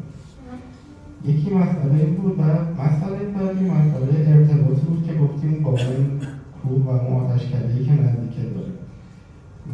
من به عنوان معمار اینکه صرفا ما بیایم یه بالکنی رو به اون منظر باز کنیم اون یه ارتباط با این پروژه نمیبینم. وقتی ما یه پرسیدنس خیلی قوی داریم که یه سری سلسله مراتب داره، یه سری ارتباطاتی داخلش هست و خیلی میشه مفیدتر ازش استفاده کرد، صرفا بیایم بگیم که ما یه پنجره رو به اون گذاشتیم با یه بالکن که حالا سمت غرب هم هست، ولی ما یه ارتباط تنگاتنگ با این مثلا نماد تاریخی برقرار کنیم. خیلی کار عمیق‌تری به نظر من باید صورت بگیره تا ما بتونیم بگیم ما یه ارتباط بدیم. به نظر من حالا ساختمون شما با ساختمون بقیه ساختمون این بافتی گفتیم هیچ ارتباطی ندارن با این برنامه شاخص، به نظر من ساختمون شما نداره. حالا این نظرات من خدا خیلی ببینین یک سوال دیگه من دارم از شما که راهکار شما چیه؟ ولی ببینین من میتونستم به راحتی در این آکس دید به گوردخمه‌های زرتشتی میتونستم یه فضای عمل کردی دیگه مثل سرویس بذارم، یه چیزی که بخوام کاملا بپوشونم باشه. همین که این رو در مهمترین قسمت خونه که نشیمن باشه، فضای هر روزه خانواده و مبلمان رو طوری گذاشتن که این همواره دیده بشه، پس نسبت به جواب ایدئال یک پله پیشرفت کردن. درست؟ یعنی میتونستم کاملا ماسکش کنم ولی حداقل در این آکس کاملا بازش کردم. میتونستم بی تفاوت باشم. پس تفاوت بین بی‌تفاوتی و تفاوت، یعنی اینکه بهش ارزش بین بی‌تفاوتی و ارزش، همین که ما نگهش داشتیم و در ساختار معماری داخلی کار میکنه، پس به معنی اینه که ما یک احترامی بهش گذاشتیم. این که شاید جواب بهتری داشته باشه رو من میپذیرم، شاید بازم تکرار میکنم، شاید به خاطر تجربه‌مونه، شاید هم به خاطر اینه که میتونستیم یه جوری دیگه مثلا برخورد کنیم، ولی این که نسبت به همجوار خودمون جواب متفاوتی ندادیم و اینو واقعا نمیپذیرم. و یک جریان دیگه هم هست که کسی که داشته از اون روز اول طرح آماده سازی رو میکشیده، اون شهرک رو میکشیده، نباید این نقشه پارسل بندی رو میداده. ما در یک موقعیت تفکیکی قرار گرفتیم و مجبور شدیم که از یک جایی به نظر من تو مفهوم آماده سازی رو خیلی تبدیل. باز آماده سازی یه پروسسینگ دیگه، فقط یه طرح تفکیکیه.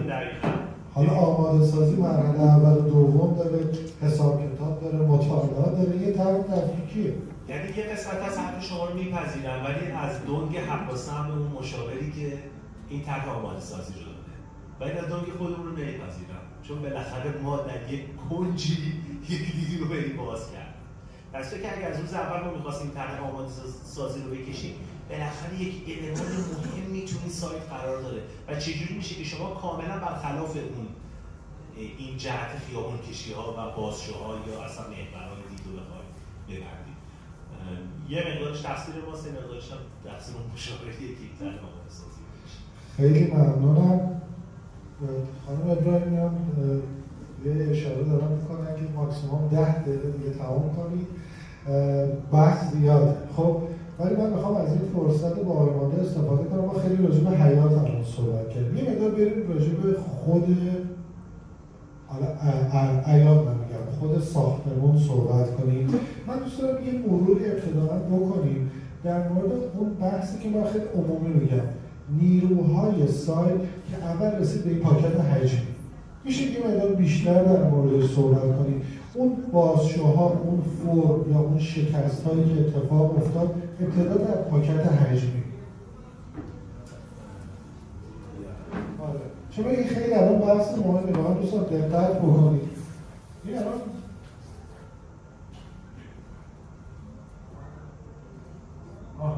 حالا شاید مثلا ببینید الان این خود یه مقدار راجع به این میتونید صحبت کنید که اصلا چجوری به این پاکت حجمی رسیدیم، چون ارائه دادیم ولی خب همین توضیح بود رد شد، چون بعضی دوستان متوجه نشدن. ببینید ما بر مبنای اون ضوابطی که بابت 60% داشتن و یک سری کنسول‌هایی که میتونستیم بر روی عابر پیاده بدیم و اون شکستی که در این ناحیه به واسطه آتش نشانی دادیم که در گردش مشکل بر نخوره، در حقیقت بیشترین حد ساخت رو برای اون بهره بردارا در نظر گرفتیم و تنها فضای خالی رو در حقیقت تو باکس خود اون تو باکس دفعه و اون فضای نشیمنه قرار گرفت. یعنی بیشترین حد ساخت با در حقیقت یک تراس مرکزی که تو پلانم در حقیقت بذارید پلانش رو گرم، در حقیقت این تراسه جدا از این مسئله که داره با نشیمن کار میکنه، داره با آشپزخونه هم کار میکنه و در حقیقت با یه اتاق دیگه هم کار میکنه. یعنی خود این یک مفصلیه که این سه تا فضا رو در فضای آزاد بس می‌بینم. خیلی خوبه. در واقع نیروهای داخل و خارج رو همزمان توضیح میدیم. ولی ببینید جریان اینه که ما این پروژه رو در حقیقت پوسته بیرونیش رو از یک مقطع همونجوری که گفتم شروع کردیم. یعنی گفتیم که ما در این آکس یک دید به اون بزنید تصویر طبقه 3 رو بیارم، یک دیدی به این دخمه داریم. پس اینجا ما میخوایم یک فضایی برای نظرگاه این ساکنان ایجاد کنیم. پس اینجا ما نیاز به تراس. تراسه برای اینکه خیلی خوب کار بکنه، پس باید در ارتباط با یک فضای خصوصی‌تری مثل نشیمن باشه. به واسطه‌ای که نور غرب داشته یک عقب نشینی کرد. به واسطه این عقب نشینی دو تا رابطه ایجاد کردیم بین اتاق خواب و اون آشپزخونه. می‌دونید؟ و در حقیقت این تراس رو اون مفصل قبله. و مابقی بر مبنای بیشترین حد ساخت و ساز. ببینید نمای غرب رو بیارم نمای غرب این مسئله همین چون نمای قرمز خیلی سخته به این نمای بدی میگن سمت بدی دیگه این کنترل کردن نور و همه چیزش این نمای قرمز. از اون طرف هم یک ورودی مجزا برای چی می‌خواستیم؟ برای اون ورودی پیاده رو می‌خواستیم. از این طرف هم می‌خواستیم اون حجم سفید در پایین بیاد اون حجم آجر رو کاملا جدا کنه. و این در حقیقت بر مبنای دیگه اون جریان بازشه اتاق و معماری داخلی‌ها و اینا شد. طرف دیگه سوم چون می‌خواستیم تراس بزرگتری رو بدیم و نظرگاه بهتری رو ایجاد کنیم برابر به اون نیاز خودشون، در حقیقت کاملا متریالش و بافتش رو جدا کردیم. ولی اولویت سمت غرب بیشتری به نظر من ایجاد کریدور بستری بوده به محیط پیرامون. کاملا بر مبنای دیدش به اون گوربخنه‌ها شکل گرفت. تونستم دقیقا منظورم. حالا یه مقدار وارد داخل بشیم. خب اون برنامه داخلی مثلا ما تو اصفهان به طور عمومی دوست دارم پذیرایی نشیمن دست هم باشه، فضای یه دستی داشته باشه، فضای عمومی. شما خیلی تفکیک کردین این فضا رو. این جزئی از فرهنگ یزده بین مثلا فضای آشپزخونه، فضای پذیرایی یا فضای دیگه، جزئی از فرهنگ یزده که شما اینجا خواستید این تفکیک فضایی رو انجام بدید یا بین خیلی جالب بود برای من گفتم بعد از جلسه بین پذیرایی و نشیمن آشپزخونه گذاشتید یه تفکیک ایجاد کردید. یه مقدار راجع به این میشه بیشتر توضیح بدید؟ من گفتم بگم این فضا خفه نمیشه؟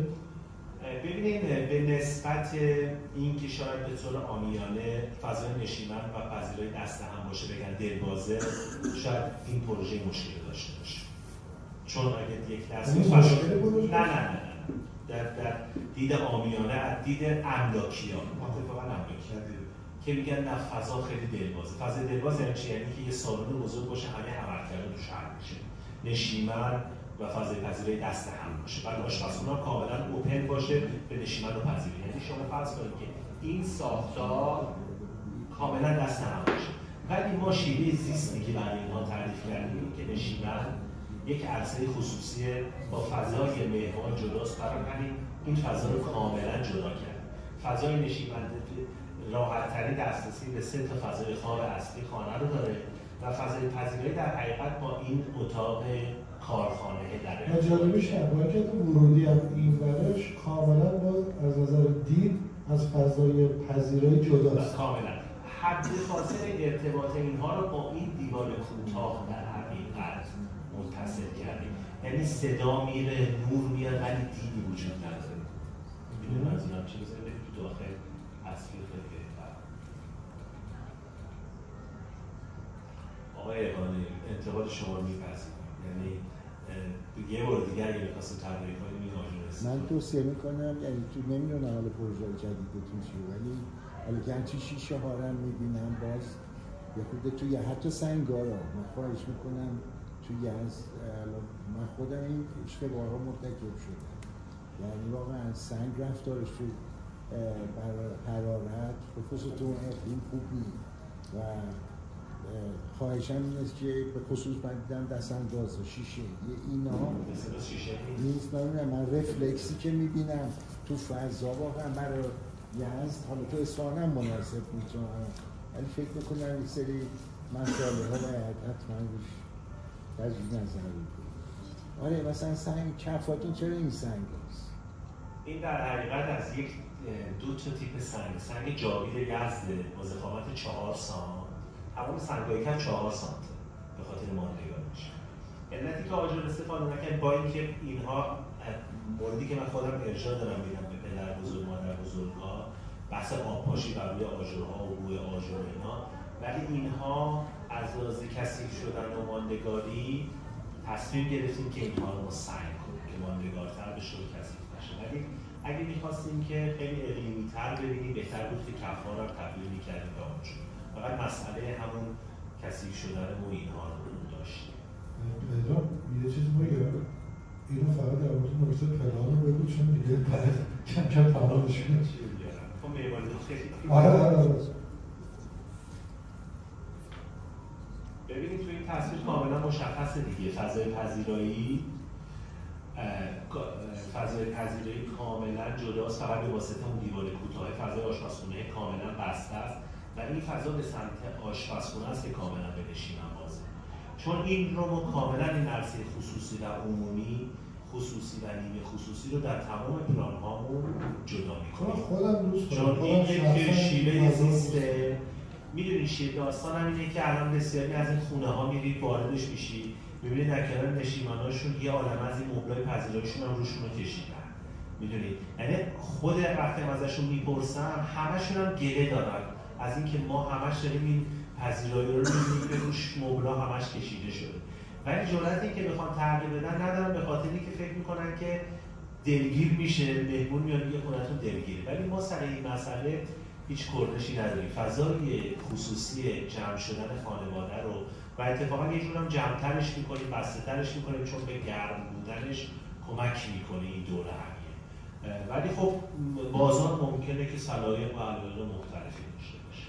خب این مساحت این چقدر این هر یکی این واحدایی که شما دارید 239 متر مربع است. خیلی من هنوز نوشتم دوست داشتم بحث بکنیم ولی خب تمام شد.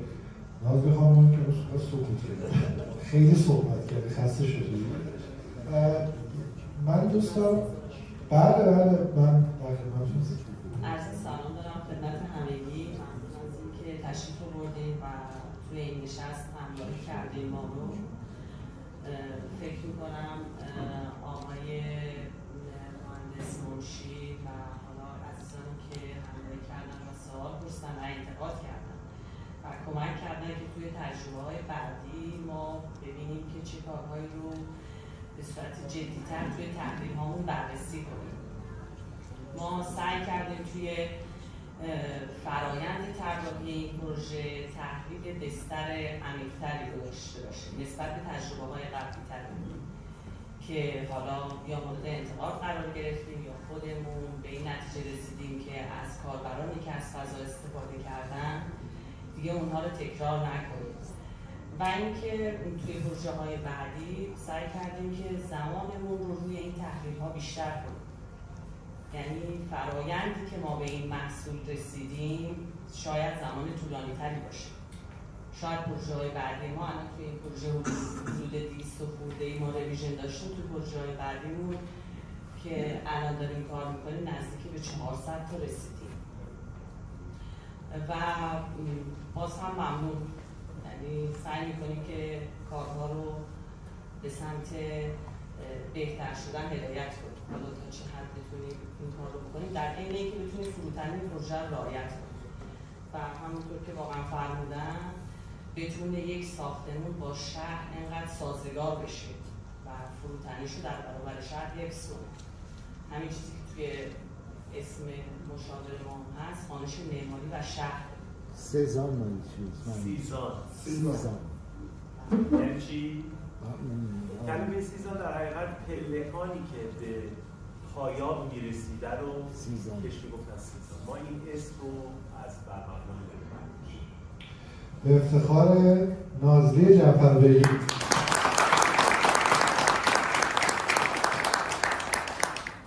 یه سخن آخر از تو دوست داری بشنویم. خیلی ممنون بابت زمانی که برای پروژه ما در نظر گرفتیم. خیلی حرفای خوبی رو زدیم. من اعتقاد دارم که معماری واقعا یه محصول مشارکتی، یک محصول اجتماعی و تا اون پروژه رو نیاریم وسط در موردش صحبت نکنیم و انتقاد نکنیم پروژه به سمت جلو حرکت نمی‌کنه. برای همین واقعا ممنون از انتقادات شما، خیلی آموزنده برای ما بود و ما حتما در موردش فکر می‌کنیم و دستاوردها، شکست‌های پروژه سیدارجان ان شاءالله تا چند سال آینده مثل همه پروژه دیگه‌مون منتشر به افتخار هر دو بزرگ.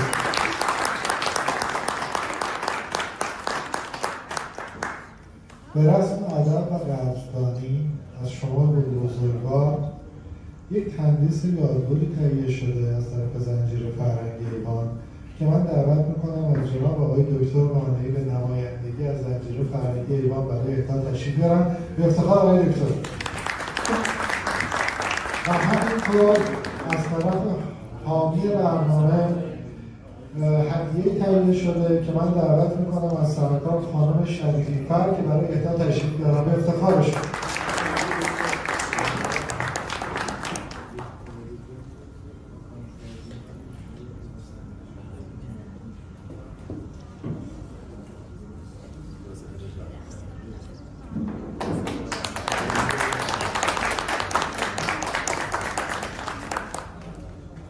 به افتخار خانم شریفی فر.